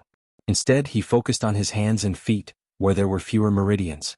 With fewer meridians, the fire poison would be less. Even if something went wrong, it wouldn't cause too much damage. Lin Yi carefully channeled the qi through his right arm and finally found the fire poison in his meridians. Strictly speaking, this fire poison was a mutated fire qi. It was mutated from Lin Yi's universal qi, but Lin Yi's art of dragon mastery was like a one-way converter. He could convert his universal qi into other kinds of qi, but he couldn't convert other kinds of qi into his own universal qi. Chapter 1833. A delightful discovery. This was the exact opposite of Nai Peo. This was also why Lin Yi envied Nai Peo. But looking at it from a different point, Nai Peo could convert other people's qi into his own, and that meant that his qi wouldn't have any healing abilities. Lin Yi still had an advantage in this aspect. This mutated fire poison qi filled every corner of Lin Yi's arm. They weren't connected but were spread out. Perhaps it was because of the suppression from the outside world. They were temporarily suppressed by the qi in his body. Without the suppression from the outside world, they would probably have the upper hand. Lin Yi carefully used his own qi to surround the fire poison qi, thinking of a way to gather it all together. Only by gathering it together and suppressing it would Lin Yi wake up and force it out of his body. But, while it sounded easy, it was extremely difficult to do. When Lin Yi's qi came into contact with the fire poison qi, the originally peaceful fire poison qi became restless again. Lin Yi suddenly felt an incomparably hot aura coming from the fire poison qi, making his entire body shiver. This fire poison qi was terrifying. It was just a moment, but it was enough to make people feel intimidated, not wanting to go near it at all. As expected, going mad was the biggest obstacle in the path of martial arts. Since the ancient times, there had been many geniuses who had been ruined by going mad, either going mad for the rest of their lives or exploding and dying. Even with Lin Yi's strong willpower, when he first came into contact with the fire poison qi, he had the urge to give up immediately. But Lin Yi took a deep breath, gritted his teeth and persevered. He quickly channeled the first stage of the art of dragon mastery, using his qi to force the fire poison qi to his right hand. Lin Yi was prepared to force all the fire poison qi in his body to his right hand, and then force it out at the same time. But in the next moment, Lin Yi realized that while his thoughts were perfect, the fire poison qi didn't seem to listen to the art of dragon mastery at all. It even seemed to be resisting it. This shocked Lin Yi. How could this fire poison qi be so strong? After half an hour of struggle, Lin Yi finally couldn't hold it in any longer and gave up. This was because he realized that no matter how hard he tried, the fire poison qi didn't listen to his command, and didn't move at all. You tell me to go east, I won't go west, but I won't go east either. I'll stay where I am. What can you do to me? Although it was only half an hour, Lin Yi was already sweating profusely. He felt that the strength he used to fight the fire poison qi for half an hour was more difficult than breaking through to the next level. Jiao Lao, I can't do it anymore. The fire poison qi doesn't listen to me at all. I can't force them together. Lin Yi smiled bitterly and said to Jiao Lao. That's right, if it listened to you, then it would be strange. Jiao Yazi listened to Lin Yi's words, but nodded as if it was a matter of course. Huh. Lin Yi's eyes widened and he said in surprise, What do you mean? Isn't this what you want me to do? I did ask you to do this, but when did I say that you should use the first stage of the art of dragon mastery to drive away the fire poison qi? Jiao Yazi asked. If I don't use the first stage, then use the second stage? Lin Yi retorted confidently. So because I trained in the second stage that I went crazy. Wouldn't I be looking for death if I still used the second stage? Didn't you already lose control? Furthermore, the people in the outside world must have given you the antidote to suppress your qi deviation. You have already passed the second stage of body tempering and the early stage of foundation establishment. You won't suffer qi deviation anymore. At least, you won't suffer qi deviation for the same reason. Jiao Yazi explained, this fire poison qi is caused by the qi deviation when you cultivated the second stage of the art of dragon mastery. You want to use the first stage of the art of dragon mastery to drive it away? It's impossible even if you think about it. Lin Yi wiped the sweat off his forehead, a little embarrassed. Indeed, he didn't think of this before. The fire poison was caused by the second stage of the art of dragon mastery. Why would it be afraid of the first stage of the art of dragon mastery? No wonder it wasn't afraid and even had a faint intention to resist. He used the wrong method. Then, why didn't you remind me before or stop me from doing useless things? Lin Yi said sadly, wasting half an hour of effort. When you were cultivating, I didn't dare to disturb you. I was afraid that if I reminded you, you would lose control again, and the loss would outweigh the gain, Jiao Yazi said seriously. Lin Yi was speechless. In the past when he was cultivating normally, Jiao Yazi often talked to him, but now he was afraid. However, Lin Yi also understood that he had lost control, and it had traumatized Jiao Yazi, so he was afraid that something would go wrong in other aspects. After resting for a while, Lin Yi started cultivating the art of dragon mastery again, but this time he was cultivating the second stage of the art of dragon mastery. Because he wasn't very familiar with it, Lin Yi was carefully exploring and cultivating. Before he was familiar with the art of dragon mastery, Lin Yi tried his best not to touch the fire poison chi. As for the fire poison chi, Lin Yi didn't touch them, so they naturally didn't care what Lin Yi was doing. About a day later, Lin Yi had completely mastered the second stage of the art of dragon mastery. It couldn't be said to be a small achievement, but at least he could use it freely. And Lin Yi didn't plan to make any progress in cultivation before the fire poison was expelled. Slowly, Lin Yi began to try to use the second stage of the art of dragon mastery to guide the chi in his body to wrap around the fire poison chi. And at this moment something happened that shocked Lin Yi. The fire poison that had been so arrogant, after encountering the pure energy of the second stage of the art of dragon mastery, became fearful and fearful. It was no longer as arrogant as before. Feeling this scene, Lin Yi was immediately overjoyed, but also a little embarrassed. If he had done this earlier, the previous half an hour of effort would not have been wasted. The fire poison chi, under the guidance of the second stage of the art of dragon mastery, was wrapped by Lin Yi's chi. Although it was a little reluctant, it still moved slowly. This change made Lin Yi even more happy. Although the fire poison moved very slowly, it was a good thing that it could move. It seemed that although the fire poison was a mutation of the second stage of the art of dragon mastery, it was still unable to resist the real second stage of the chi. Chapter 1834. Once again, finally, the small ball of fire poison chi was sent to the end of Lin Yi's right palm, and Lin Yi started moving the second ball of fire poison chi. With the experience from before, he was much more familiar with the process. Soon, the second ball of fire poison chi was sent to the end of Lin Yi's right palm as well, merging with the first ball of fire poison chi, forming an even bigger ball of fire poison chi. As long as he had the perseverance, he'd be able to gather all the fire poison chi in his body. Yu Lu returned to the hidden house. Yu Shaochen didn't blame him, but it was still a pity that he'd lost such a great opportunity. After that, Shaochen went to see the old ancestor of House Yu once more, telling him everything that had happened. It's regretful, but you did the right thing. Old ancestor Yu nodded and said seriously, if Yu Lu was really hurt, haha, then our House Yu wouldn't be able to get away with this either. Yes.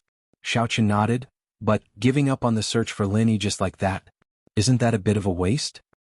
Of course it's a waste to give up, but with just our hidden House Yu's strength, finding someone who has the heart to hide in Songshan is extremely difficult. Old ancestor Yu said, especially with Lingshan and Qin Yuqian in the middle, it'll be even more troublesome. But Lin Yi's enemies aren't just our House Yu only, there's the hidden House Zhao and the hidden House Yu. We'll pull them in to look for Lin Yi. That'll be much easier. Then the chi gathering pill. Shaochen was worried that the pill would fall into someone else's hands. Naturally, we won't tell them about the pill, and when we make our move, we can make an agreement that all three houses will send practitioners to cause trouble for Lin Yi. That way, all three of us will have less responsibility, and I'm sure they'll be more than happy to work with us. Old ancestor Yu said. All right, we'll do as you say, father. Shaochen nodded. Don't look at how the Yu family failed to contact the Great Elder. Which one of these hidden families wasn't a smart person? Even though the threat of the first elder and that person should be gone, these people were still waiting to see what would happen. Yu Lu went out for a stroll and didn't attract any trouble, so they couldn't wait to go out and take a look themselves. Coincidentally, there was a message from House Yu, asking them to search for Lin Yi together. Naturally they agreed. Thus, the hidden house of Yu and the hidden house of Zhao all came to Songshan City and began to inquire about Lin Yi's whereabouts in the Sea of People. Of course, all of this was done in secret. After all, Lingshan was the captain of the criminal investigation team, and if they did it openly, Lingshan would definitely know about it. If Lingshan was in contact with Lin Yi, then she'd notify Lin Yi and the others immediately, making them even more vigilant. Finding Lin Yi's traces would be even harder. It was a difficult period of time. Meng Yao and Yushu worked hard every day, but they were happy. Although they were tired to the point that their bodies ached, they were happy. Whenever they found an old phone or an old appliance, they'd be filled with energy and they'd move on to the next target. The Skybolt pig's cry became their motivation. However, even though it was hard work, not only did they save enough money for Lin Yi's medical expenses, but they also had money for Peng Zhan's medical expenses. Meng Yao would send Faubert 10 to 20,000 yuan every 2 to 3 days. Even Li Fu was speechless at how fast they were earning money. If he didn't know what kind of people Meng Yao and Yushu were, he would have thought that they'd gone into some shady business. After all, these two girls had to pay for Lin Yi's medical bills and still save 5,000 to 10,000 kuai a day. What did they have to do to earn that much? It would be fine if they were white-collar workers in big companies, but they didn't have any social experience, and they didn't have a university degree. Which company could they go to get such a salary? But since Meng Yao and Yushu didn't say anything, Faubert didn't ask. He knew that Yushu and Yao Yao weren't frivolous people. Today's income is almost 20,000 yuan. Meng Yao couldn't stop smiling. In the past, she wouldn't even feel anything when she earned 20,000 yuan. After all, Pengzhan Industries made a lot of money every day. 20,000 yuan wasn't much. But now she was jumping with joy because of this 20,000 yuan. This was the life-saving money for Lin Yi and her father. Yeah, I'm so happy. Skybolt Pig, you're amazing. I'll ask Shield Bro to be the first to level up and let you level up before General Weiwu. Yushu wouldn't be stingy with her promise since it didn't cost her any money. But just this alone was enough to make Skybolt Pig happy. General Weiwu, on the other hand, was a little depressed. He was the big brother and Meng Yao was the second brother, but the big brother leveled up slower than the second brother. Oink oink. Skybolt Pig looked at General Weiwu proudly. As if he was showing off, he shook his little body in front of General Weiwu. Next, Lin Yi gathered the fire poison in his heart and head into his right palm. He realized that his long-lost connection with the outside world was restored. Although he couldn't wake up yet, he could clearly feel what was happening outside his body. Lin Yi wasn't surprised. Lin Yi used his heart and head to connect with the outside world. Now that the fire poison in these two parts was gone, his connection with the outside world was restored. He was in an unfamiliar room. The decorations in the room were old and broken. One could even say that there were no decorations at all. He was lying on an old iron folding bed. Beside his bed was an old table with some clothes and female products. Lin Yi could tell that these belonged to Meng Yao and Yushu. Beside the foldable bed was a mattress. The so-called mattress was a mattress and quilt placed on the ground, allowing people to sleep on the ground. This must be where Meng Yao and Yushu slept. Lin Yi didn't understand why he was sleeping in such an old place. Although the place was clean and spotless, it was still too old. It couldn't even compare to West Star Village. Lin Yi couldn't find a place like this in his memory. Not long after, just when Lin Yi was confused, footsteps came from outside the room. Meng Yao and Yushu's happy voices were heard. Chapter 1835. Touched, Yao Yao sis, I didn't think that the old laptop could be sold for more than 2,000 just because the hard disk was broken. Yushu said excitedly, I thought it would only be a few hundred, but today we broke the 20,000 mark. Yeah, but thanks to Grandma Sun's connections, we wouldn't be able to understand why those second-hand electronics merchants would lie to us. Meng Yao was happy as well. Today's income was more than what they had expected. Lin Yi listened to the two and couldn't help but feel strange. What laptop sold for more than 2,000? Who was Grandma Sun? Meng Yao and Yushu entered the room and the first thing they did was to check on Lin Yi's condition. After making sure that Lin Yi was fine, they nodded in relief. Shu, I'll go brew the medicine, you take a shower first, Meng Yao said. Okay. Every day they go out to pick up scraps, both of them are dirty. This is something that Xiao Shu and Yao Yao who love to be clean, how can they stand it? Luckily, Grandma Sun had an old-fashioned water heater so they could take a shower every night before going to bed. Of course, they would still be dirty after putting on the dirty clothes the next day, but at least they could sleep comfortably at night. Because of the smell of medicine, Yushu would take a shower first and Meng Yao would take a shower after brewing the medicine. This way the two of them could share the hot water. Otherwise, the water heater wouldn't be able to supply enough hot water for both of them at once. Lin Yi saw how dirty they were and felt that it was strange. What were they doing? However, Lin Yi could only sense what was going on in the outside world. He couldn't ask with a clear mind, so he could only bury the question in his heart. However, what Lin Yi didn't expect was that Yushu started taking off her clothes not long after Meng Yao left the room. In a blink of an eye, she was naked. Lin Yi felt like his blood was about to explode. Although he had seen Shu naked before, Lin Yi realized that he could see things more clearly with his senses. Previously, he only had a cursory glance, but now he could see everything clearly. Shield bro, after Shu showers, I'll help you wipe your body. You haven't showered in a while too. Yushu didn't know that Lin Yi could sense her as she walked up to Lin Yi. Suddenly Lin Yi felt like he couldn't stand it anymore. His body was burning hot because of Shu. The fire poison that was originally under control started to get restless again. This situation shocked Lin Yi. He quickly cut off his connection with the outside world. Although Xiao Shu was beautiful, if he looked at her any longer he would be even more obsessed. Lin Yi didn't dare to look at her anymore. Pho. Lin Yi calmed himself down and quickly gathered his thoughts. Lust was like a knife to his head. He almost went crazy again because of this. This made Lin Yi very scared. What's wrong? Jiao Yazi looked at Lin Yi strangely. He didn't know why he was so short of breath. Nothing. Lin Yi was too embarrassed to say what he saw. He smiled bitterly and continued to push the fire poison into the meridians of his right hand. After a while, Lin Yi realized that his body in the outside world seemed to have been lifted up by someone. Curious, Lin Yi stopped expelling the poison and used his senses to sense what was going on in the outside world. He realized that Mingyao was slowly helping him up, feeding him a bowl of medicine that she brewed. Lin Yi had no idea what the medicine tasted like and whether it was hot or not. He was only using his senses to communicate with the outside world. If he could smell the medicine, it meant that he was about to wake up. But Lin Yi was puzzled. What was this place? School is about to start and Lin Yi hasn't woken up yet. We can't go and register. Mingyao smiled bitterly. I hope Lin Yi will wake up soon. Yeah, otherwise we'll have to rely on scavenging for a living. Although we have Skybolt Pig, we can find good stuff every day. Yushu nodded. It's been a tough but fulfilling life. Shu, we can finally do something for Lin Yi, Mingyao sighed. Yes, these days have made me understand how difficult it was for Uncle Chu to make money in the past. Little Shu nodded, but when Shield Bro recovers, everything will be fine. We can live like a Missy again. Mingyao was speechless. The more Lin Yi listened to their conversation, the stranger he felt. But he couldn't ask them directly. He could only judge from their conversation that these two seemed to be living a hard life. They relied on scavenging for a living, and the strangest thing was that they were using Skybolt Pigs to scavenge for scraps. No wonder they could pick up 20,000 yuan worth of junk a day. How could an ordinary person pick up so much? It was an astronomical figure. But for the Skybolt Pig who had the ability to find treasures, it was really nothing. He could even find treasures, let alone these valuable old things. The two chatted for a while and Mingyao went to take a shower. Lin Yi quickly cut off the connection with the outside world. He just saw Shu, and if he saw the miss again he'd go crazy.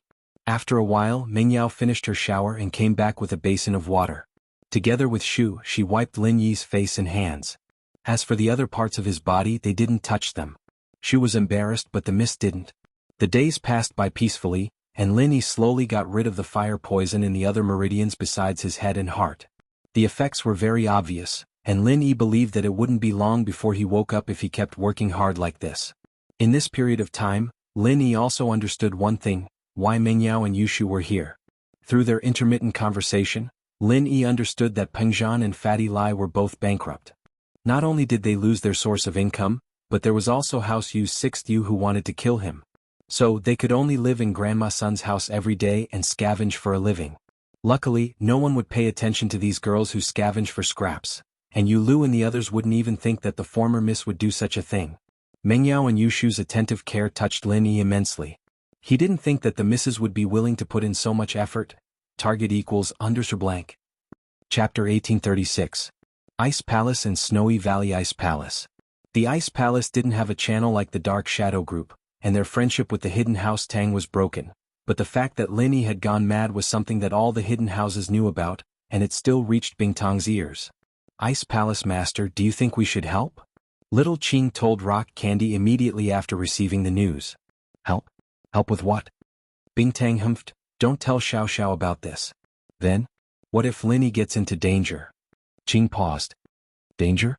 If he can't even deal with this, then he doesn't deserve Xiao Xiao. It's better if he dies, he won't be a burden to Xiao Xiao in the future.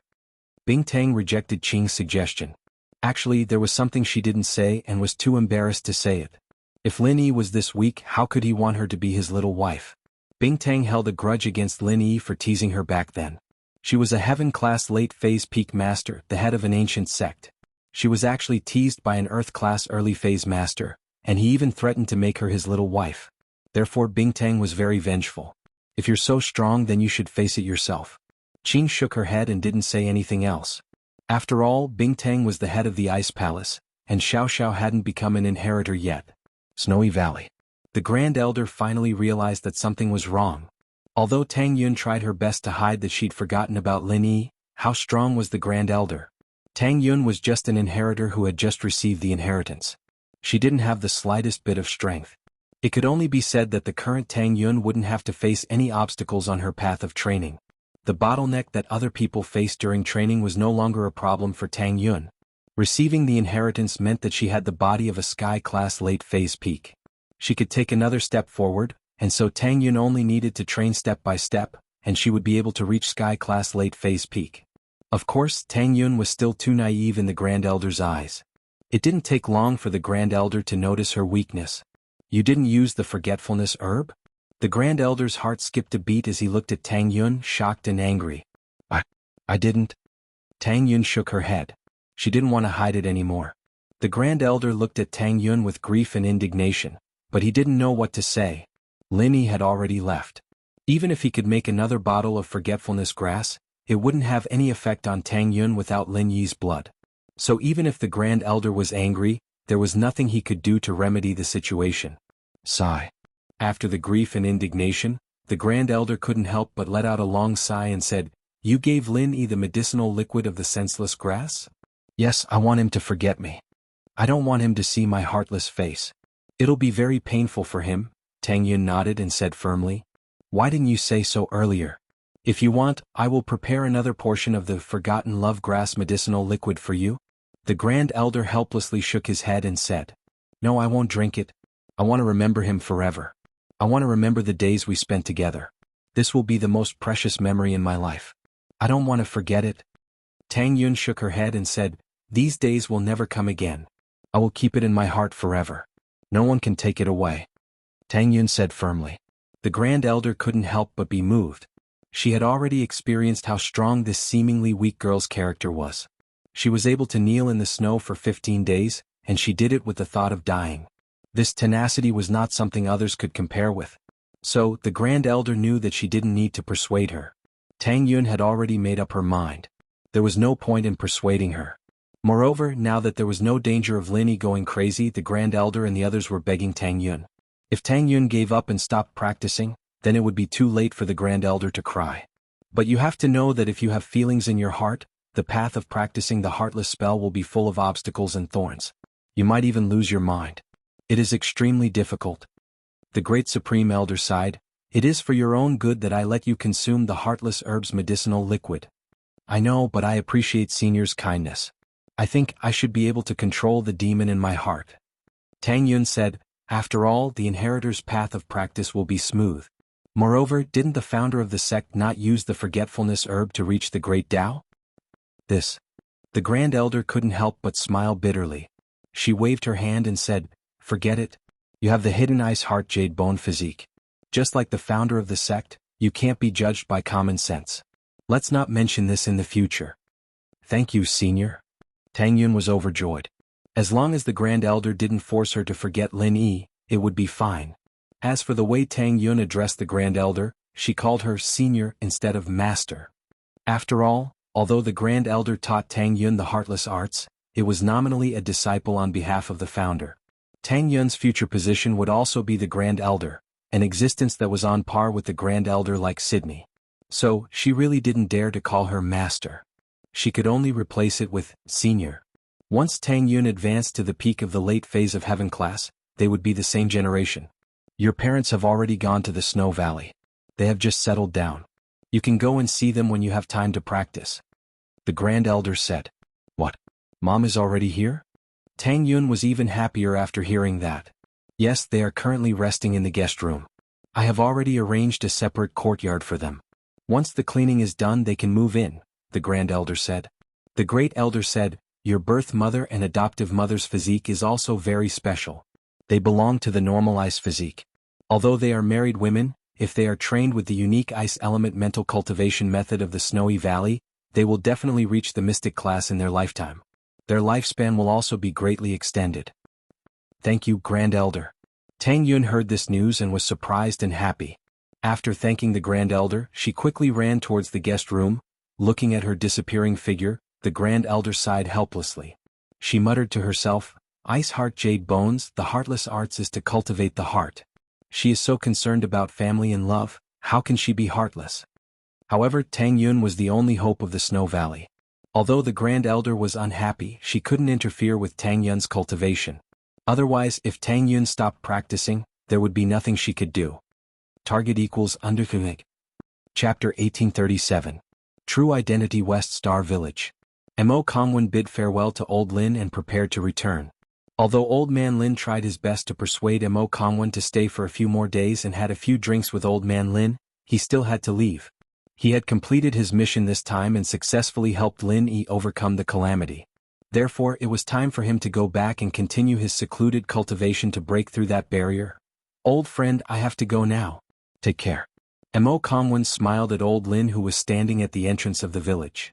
This time, Lil Yi will have to rely on himself. Old Lin sighed. I don't know what those two are thinking, asking you to protect Lily. Although it's not exactly smooth sailing, at least there won't be so many hidden houses looking for trouble with him anymore. Mo Kongwen could only smile bitterly when he heard Old Man Lin's words. Only Old Man Lin, who had been through life and death with them, would dare to call those two fellas master, and he both had their own considerations. You should know that if iron isn't tempered, it won't become steel. If jade isn't carved, it won't become a tool. Mo Kongwen continued, moreover, before he reaches that level, I can only fight him a few times a year. If I do it more than twice, I won't be able to explain it to my master. Moreover, some forces are out of our control. 13 years have passed. You and I haven't had many breakthroughs because of our innate talents. However, the ancient sects and hidden families are producing many talents. Especially the hidden families, there have been a few heaven-ranked masters appearing in recent years. This worries me.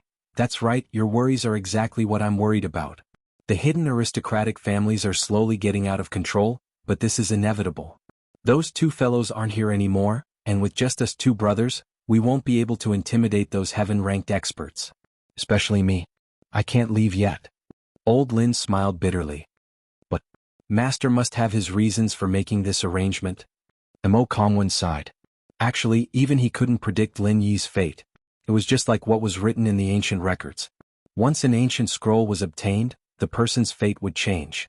The more exquisite the ancient scroll, the more unpredictable the person's fate would be. Mo Kongwen didn't believe it before, but the first time he predicted that Lin Yi was in trouble, he failed. At that time, Lin Yi had already become a mystic-ranked master, which surprised Mo Kongwen. From then on, Mo Kongwen couldn't predict Lin Yi's fate accurately. So, he decided not to predict it anymore. After saying goodbye, Mo Kongwen disappeared in the blink of an eye. Old Lin didn't find it strange at all. He just turned around and walked back. When Mo Kongwen returned to his place, his face changed slightly when he saw the communicator in the house. Mo Kongwen did not dare to be negligent. He sat cross-legged on an 8 trigrams diagram and began to calculate. After a while, Mo Kongwen opened his eyes. The result of the calculation made him shudder with fear. Mo Kongwen dialed Old Lin's number again. The last time they contacted each other in the West Star Mountain Village was the first time they contacted each other using the communicator. However, this time they contacted each other directly through the phone. Old friend, have you returned to your place? Old Lin asked. Old friend Lin, there's a problem. Mo Kongwen said solemnly. Problem? What problem? Old Lin was startled and asked. The hidden families might be stirring up trouble. Mo Kongwen said. Hidden families? How can they stir up trouble? As long as the Earth class doesn't come out with Little Yi's skills and his friends, no one will be able to touch him. Old Lin said, confused. But what if those hidden families don't want to abide by the agreement? Mo Kongwen sighed. After all, he and the master have been gone for so many years. The Hidden Families Arbitration Association's control over the hidden families is getting weaker and weaker. Plus, I've been in isolation to break through that barrier. I don't believe that they won't be restless. Plus, I just did a divination. The hidden family's power structure is about to change. What? At this time Old Lin was shocked. You're saying that the masters above the Earth class are about to come out? Ha. After enduring for so many years, anyone would be tempted. Mo Kongwen said. If I knew this would happen, I wouldn't have let Little Yi go back no matter what. If he stayed by your side to recover, even if they send Sky-class masters, they won't be able to come back. But I'm worried about Little Yi right now. Old Lin said hurriedly. I didn't think that the hidden families would use this method to test me. Mo Kongwen said and told Old Lin about the communicator. Yes, Mo Kongwen was the Grand Elder of the Hidden Families Arbitration Association. However, because of what happened all those years ago, the founder of the association left and he went into isolation to break through that final barrier. He wanted to reach the peak of his power before the opening of Sky Island, enter the heavenly path and find his master. So, according to the promise he made to his master, he could only come out to help when Lin Yi was in irreversible danger. However, there was a clear rule: he couldn't come out more than twice a year. This was a restriction for him and also for Lin Yi. If he always thought about having a backer, then he would not think about making progress and develop a lazy character. If he exceeded this limit, then what awaited Mo Kongwen would be the most severe punishment. Mo Kongwen regretted wasting his first chance this year, and now his second chance had been used up as well. In other words, no matter what danger there was, he couldn't come out anymore. Looks like these people planned this. Old Lin couldn't help but feel angry. If little E didn't leave, those ancient sects would have to give him face. Now these new hidden houses are shaking their heads. Old friend Lin, call the people around little E and tell them to hide and avoid this. Don't give them a chance. Mo Kongwen said. But they might not target little E. This was also because Mo Kongwen didn't know about Yu Huixing and the Qi gathering pill, or that Zhao Qibing had become the heir of House Zhao. If he knew, he wouldn't have said this. Chapter 1838. However, these two things were kept secret between House Yu and House Zhao. Only the core members of House Yu and House Zhao knew about it, let alone Mo Kongwen. Okay, I'll contact them right away, Old Lin said. After ending the call with Mo Kongwen, Old Lin dialed Mingyao's number right away, but her phone was turned off. He called Yushu again, but her phone was turned off as well. Lin Yi's phone was still turned off. This situation shocked Old Lin, but even if he was anxious, there was nothing he could do from 1,000 miles away. After many unsuccessful attempts, Old Lin had no choice but to call Mo Kongwen again. Old friend, how is it? Mo Kongwen was anxious as well. I can't contact them. Old Lin sighed. Maybe they're in trouble and are hiding. Sigh. Perhaps everything has its own destiny. Xiao Yi is already an Earth-ranked master now. Now that he's facing some Earth-ranked opponents, it's also a form of training for him. Without adversity, how can he grow? Mo Kongwen hesitated for a moment before he said, back then master and him? Wasn't it the same? Let's hope so. Old Lin nodded. Songshan. Mingyao, Yushu, and Grandma Sun were a group of scavengers, and although they kept a low profile, they still attracted the attention of other scavengers. After all, they picked up tens of thousands of yuan worth of old stuff in a day, and even if they tried to cover it up, there was no such thing as an impenetrable wall in this world, especially when they were selling their old appliances and electronic products at the same place. There was bound to be a time when they would bump into each other. So, after knowing their income, many scavengers were envious. Many of the scavengers showed envy and jealousy in their eyes. If it weren't for Grandma Sun being a veteran in this industry, she had been scavenging for more than 10 years. She had absolute prestige, and who knew what kind of people would push them aside. However, Grandma Sun was a veteran, and although many people were envious, they couldn't do anything about it. But there was nothing they could do. Grandma Sun and the others could only become the topic of conversation after a meal. This phenomenon. Mengyao and Yushu were very worried. People were afraid of being famous and pigs were afraid of being fat. Mengyao, on the other hand, didn't care. She wouldn't even care if they took a photo of her as the most beautiful scavenger girl. But now for Lin Yi, her identity couldn't be exposed. So, Mengyao and Yushu could only pray in their hearts that Lin Yi would wake up soon. So, they could only end their scavenging days. Fortunately, scavenging was a relatively small industry. Their contact with the outside world was relatively small. The three of them were only known in the scavenger industry and did not attract the attention of others. Zhao and House Yu had come to Songshan together, but they didn't have much interest in Lin Yi's death. Yes. Lin and Yu, House Yu, yes, and Zhao. Yu and Zhao and Yu, Zhao, Yu San and yes, Had and Yen, Yu, Chen and all. Chen and Yu and Zhao and Shan, Zhao, Yu and Lin. Although Lin Yi offended Yu Panhu, House Yu and Lin Yi didn't have a deep grudge. House Kong, on the other hand, had a deep grudge with Lin Yi, so Yu Shisan came this time to act according to the situation.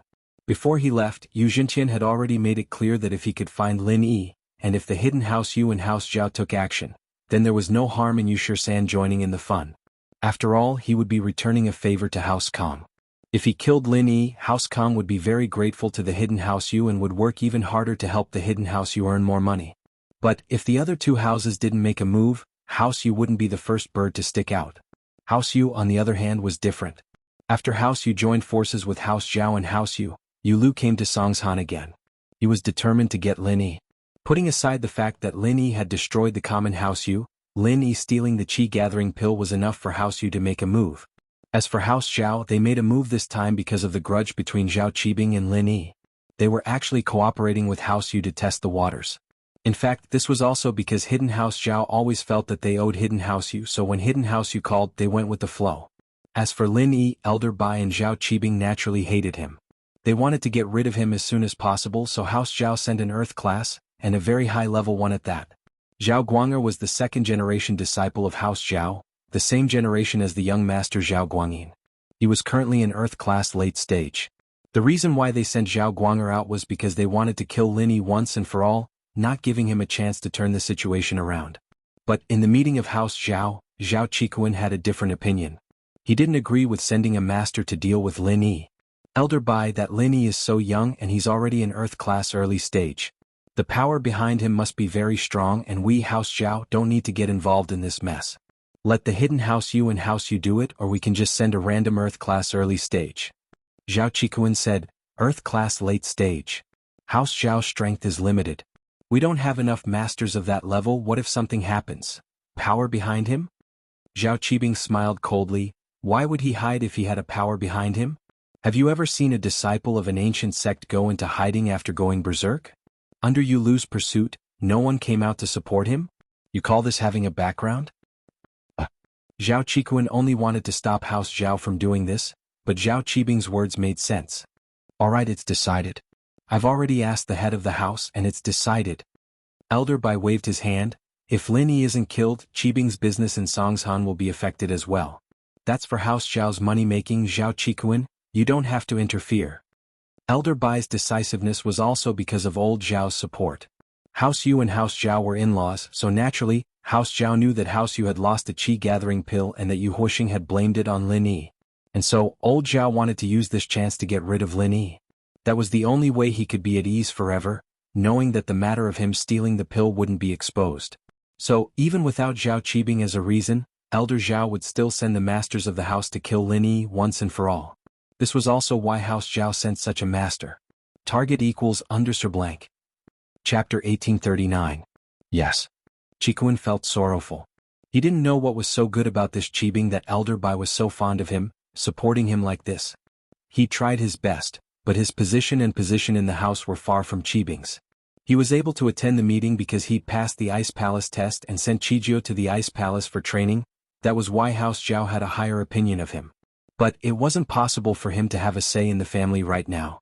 On this day, Mengyao and Yushu went to the old goods market with Grandma's son in the evening to sell the things they'd picked up during the day, only to be spotted by two familiar faces.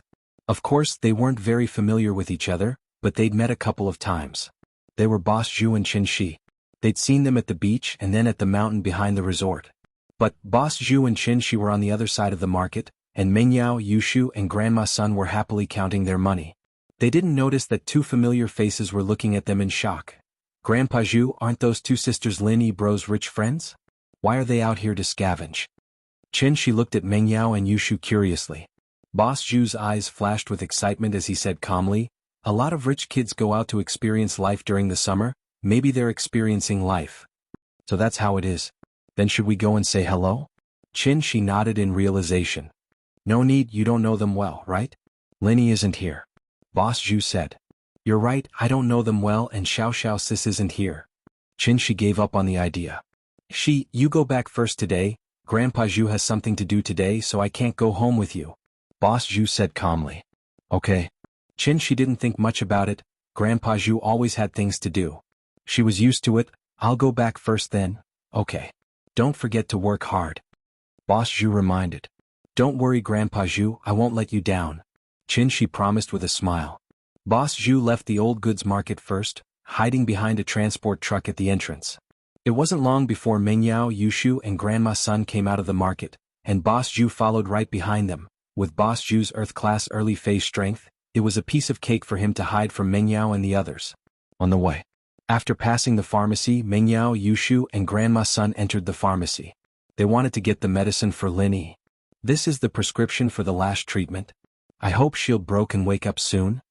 Yushu sighed. 10 days had gone by without her even noticing, and it had been a bitter time. There was perspiration. There is happiness. Although it was unforgettable, they still hoped that Lin Yi could wake up as soon as possible. After taking the medicine, Meng Yao went from gritting her teeth at first to paying the bill without hesitation. The difference was like the difference between heaven and earth. Meng Yao couldn't help but sigh. If it weren't for Skybolt Pig, they'd be in a much more difficult situation. The three left the pharmacy. Boss Zhu's eyes flashed with a smile. It seemed like Lin Yi had really gone mad like the rumors said. Otherwise, why would Meng Yao buy medicine for him? Of course, for safety's sake, Boss Zhu only followed them and didn't go to their door directly. He wasn't an idiot after all. Why should he go alone when it came to the three houses? Besides, he was only in Earth Class Early Phase and Lin Yi was also in Earth Class Early Phase. If Lin Yi faked it again, then he'd be dead meat. Boss Zhu knew that Lin Yi had the ability to fight higher levels. He wouldn't make a move before he had absolute confidence. It was better to leave Lin Yi to the stronger people. As long as he sent the information about Lin Yi's residence back to House Zhao, he'd be rewarded handsomely. Meng Yao, Yushu and Grandma Sun didn't notice anything at all, and went home as usual. Boss Zhu, on the other hand, chuckled and disappeared into the dusk after confirming their location. Hidden House Zhao was far away in Donghai, but for an Earth class like Boss Zhu, it only took him an hour to get back to the Hidden House. Elder Zhu. Hidden House Zhao's disciple bowed and greeted Boss Zhu. Go tell Master Bing and the young head that I've brought back good news. Boss Zhu waved his hand slightly, signaling the disciple on duty to go. The disciple nodded respectfully and turned to leave. Not long after, Guanyin and Qibing came out to welcome them. Boss Zhu was only in Earth Class Early Phase, but he was still very important to Guanyin, especially since old Zhao was the head of House Zhao. Guanyin couldn't command an Earth class, but Zhao Qibing had taken Boss Zhu under his wing. This made Guanyin value Qibing even more. Boss Zhu, I heard you've brought back good news? Guanyin laughed and walked over. Yes, young head. Boss Zhu bowed. What good news? Quick, tell me. Zhao Qibing said quickly. Young head, Master Bing, after a thorough investigation and search, I've finally found Lin Yi, that brat's hiding place. Boss Zhu said and told them what he saw. Guanyin and Zhao Qibing weren't idiots. They knew that Boss Zhu had found Lin Yi's hiding place by sheer luck. It wasn't a thorough investigation and search, but they couldn't say that out loud right now. After all, Boss Zhu had done a good job and Guanyin and Zhao Qibing would be proud of it. After all, Boss Zhu was one of their men. Good, very good. I'll go tell Elder Bai and Father right now. You've done a great job, Elder Zhu. Guanyin said happily. I'm just doing things for the young head and Master Bing. It's not a great job. Boss Zhu said quickly. Old Zhao and Elder Bai were overjoyed when they heard the news. They quickly told Guanyin to contact the masters of the Hidden House Yu and House Yu to gather at House Zhao. They'd go after Lin Yi together. This time they couldn't let Lin Yi get away. Grandma Sun's in-law's house. Lin Yi realized that the medicine Meng Yao gave him every day was quite effective in expelling the fire poison. With the medicine, Lin Yi's speed of expelling the poison was getting faster and faster. Now he only needed a little bit of the poison on his left leg to expel. Chapter 1840. After Meng Yao gave the medicine to Lin Yi could clearly feel the last bit of fire poison in his feet being forced into the meridians of his right hand. At this moment, Lin Yi could clearly feel that his connection with the outside world had gotten tighter. He could wake up any time if he wanted to. Lin Yi was just about to return to the outside world from the jade space when Meng Yao said, Shu, I'm going to take a shower. Help Lin Yi wipe his sweat. Okay. Yushu nodded. With that, Meng Yao started taking off her clothes. This made Lin Yi, who was about to wake up, slightly shocked. He didn't dare to wake up right away. Waking up at this time was awkward for everyone, including Big Missy and himself. Although he had seen Big Missy's body when he was detoxifying Big Missy's poison, that was under the premise that he was treating her. Now, it was inevitable that he would feel a little embarrassed. Plus, Lin Yi was actually a little dirty in his heart. Before, because of the fire poison, Lin Yi didn't dare to look at Shu and Meng Yao taking off their clothes. Otherwise, Lin Yi's deviation would be even worse. But after so many days, these two young girls taking off their clothes and showering beside him every day, it was inevitable that Lin Yi would fantasize. Although Lin Yi wasn't a pervert, under such temptation if he didn't want to peek, then he'd really be a blockhead. So, even if Lin Yi had strong willpower, he still secretly used his perception to look at the miss. Take it off, take it off. Lin Yi felt like he was about to drool. Soon, the Miss upper body was only left with her bra. Lin Yi felt his breathing quickening. He thought to himself, Miss took it off herself for me to see. Pop-up window. I didn't peek. However, just as Missy was about to touch the button on her bra, a voice suddenly rang out. Suddenly, a loud noise came from outside the door. It was the sound of someone breaking open the courtyard door. Following that, a deep voice rang out, "Junior Lin Yi, come out and accept your death." Meng Yao jumped in fright. He quickly put on the clothes he had taken off earlier and gave up on the idea of taking a bath. She and Shu looked at each other. Both of their expressions changed. They didn't expect this to happen. Still came. After hiding for so long. The enemy had finally found him.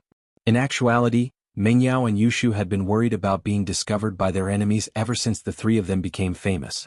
They'd always been hoping that they'd be lucky. There was no other way for the two girls. It was already very difficult to find such a lucrative job. What should we do?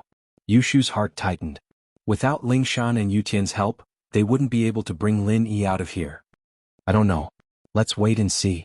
Meng Yao was panicking as well, but if she acted more panicked than Yushu, then Yushu wouldn't notice. Lin Yi was pissed. Which bastard came to seek revenge at this time? The miss was about to take off her bra, but they came. This was the first time Lin Yi had the urge to curse. It wasn't easy for him to do something dirty, but it was interrupted. One could imagine how Lin Yi felt. Standing outside the courtyard were Yu Lu from the Hidden House Yu, Yu Shisan from the Hidden House Yu, and Zhao Guanger from the Hidden House Zhao. With 3 Earth-class masters locked onto them, they weren't worried that Meng Yao and Yushu would escape. So they didn't mind shouting outside the courtyard. "Junior Lin Yi, come out and accept your death." Yu Lu said coldly, "You got away last time, but it won't be so easy this time."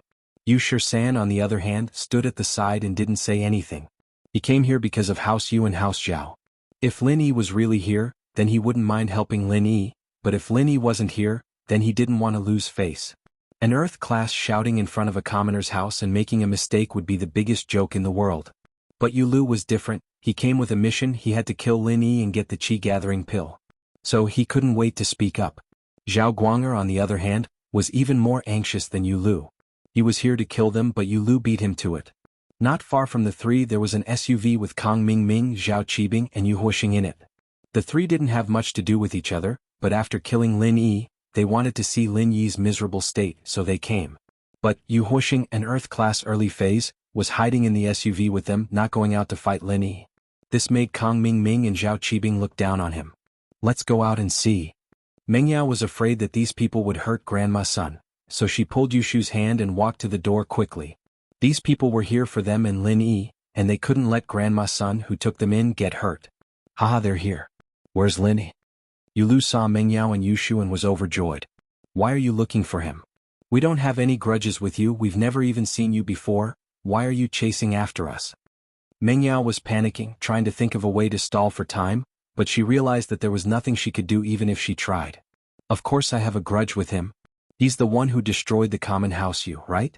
I'm representing the hidden house Yu and I'm here to make him pay," Yu Lu said in a dignified manner. Naturally, he couldn't say that Lin Yi took the chi-gathering pill. "The common house Yu asked for it, what does it have to do with you?" Meng Yao frowned. "Besides, as far as I know, the hidden noble houses can't interfere with the common noble house's business, right? You're taking revenge for them, so where did that come from?" Meng Yao had followed Lin Yi and Qintian, and she knew quite a lot about the rules of the noble houses. Yushu was from the common house Qin too, so she knew the rules even better. Enough with the bullshit, where's Lin Yi?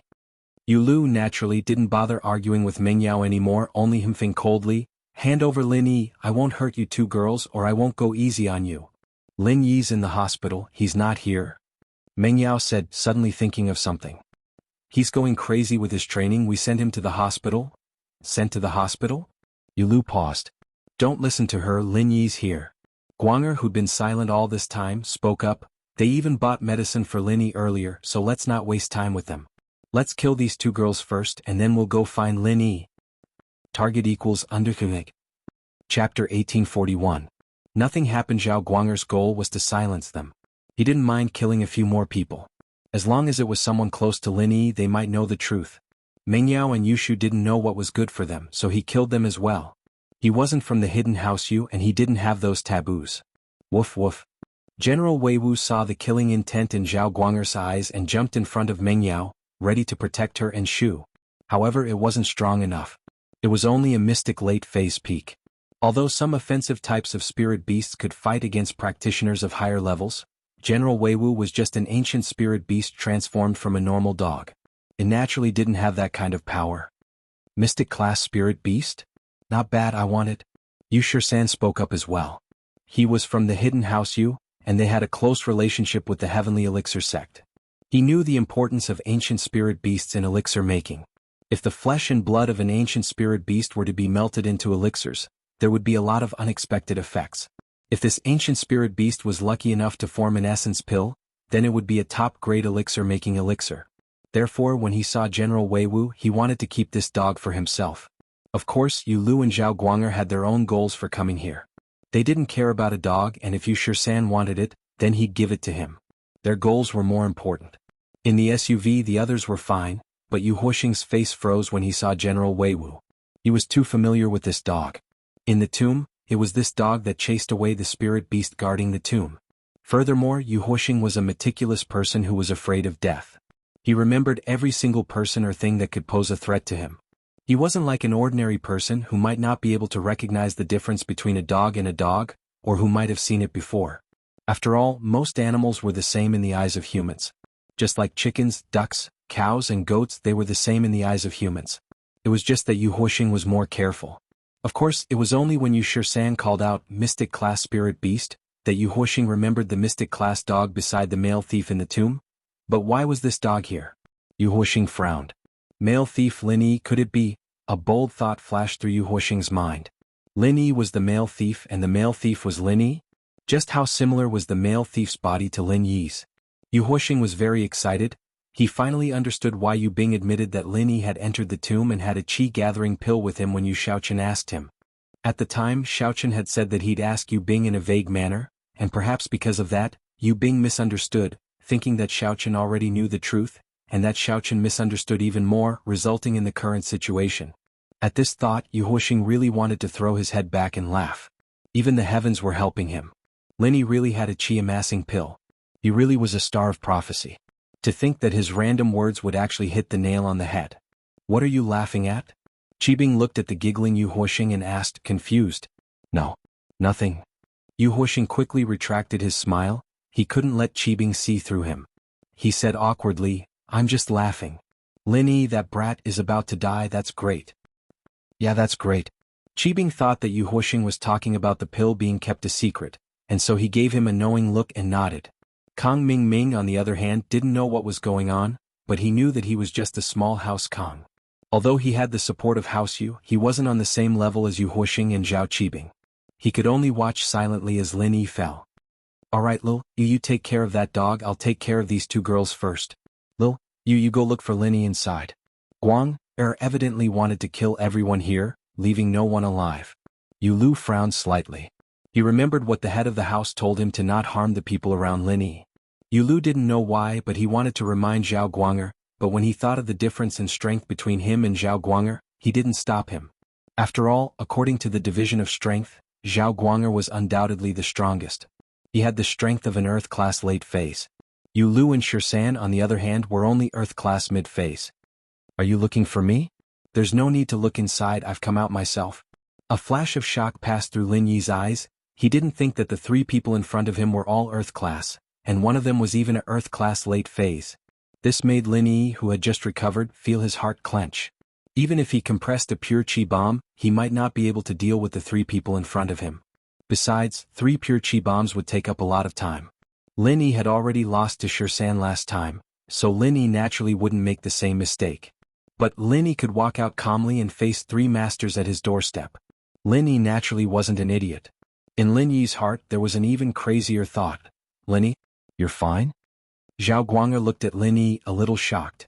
Zhao Guanger had heard from Zhao Qibing that Lin Yi was an expert in deceiving people. Every time he lost his strength, he would lure the enemy to his doorstep and kill them one by one, saving him a lot of trouble. Zhao Qibing even suspected that Lin Yi was too lazy to look for the enemy himself, so he used this method to lure the enemy to his doorstep and then kill them one by one, saving him a lot of trouble. Of course, at this moment, although Zhao Guanger was suspicious, he wasn't the slightest bit afraid. In his view, Lin Yi was just a master in the early phase of the Earth class. Even if he had a breakthrough, the peak of the early phase of the Earth class was the limit. No matter how powerful he was, he would only be in the middle phase of the Earth class. On his side there were 3 Earth class masters, 1 late phase and 2 mid phase. This combination was enough to kill any cultivator below the late phase of the Earth class with ease. Of course I'm fine. Lin Yi looked at the three people in front of him and smiled faintly. Lin Yi's answer, on the other hand, made Zhao Guanger and the others a little surprised. What did this mean? Of course he was fine? That meant that he was waiting here, waiting for them to find trouble with him? Don't listen to his bullshit. When I found him he was unconscious. These two girls hid him here. If he was really fine he would have returned to the villa long ago. Why would he still be here? Yu Lu directly exposed Lin Yi's lie.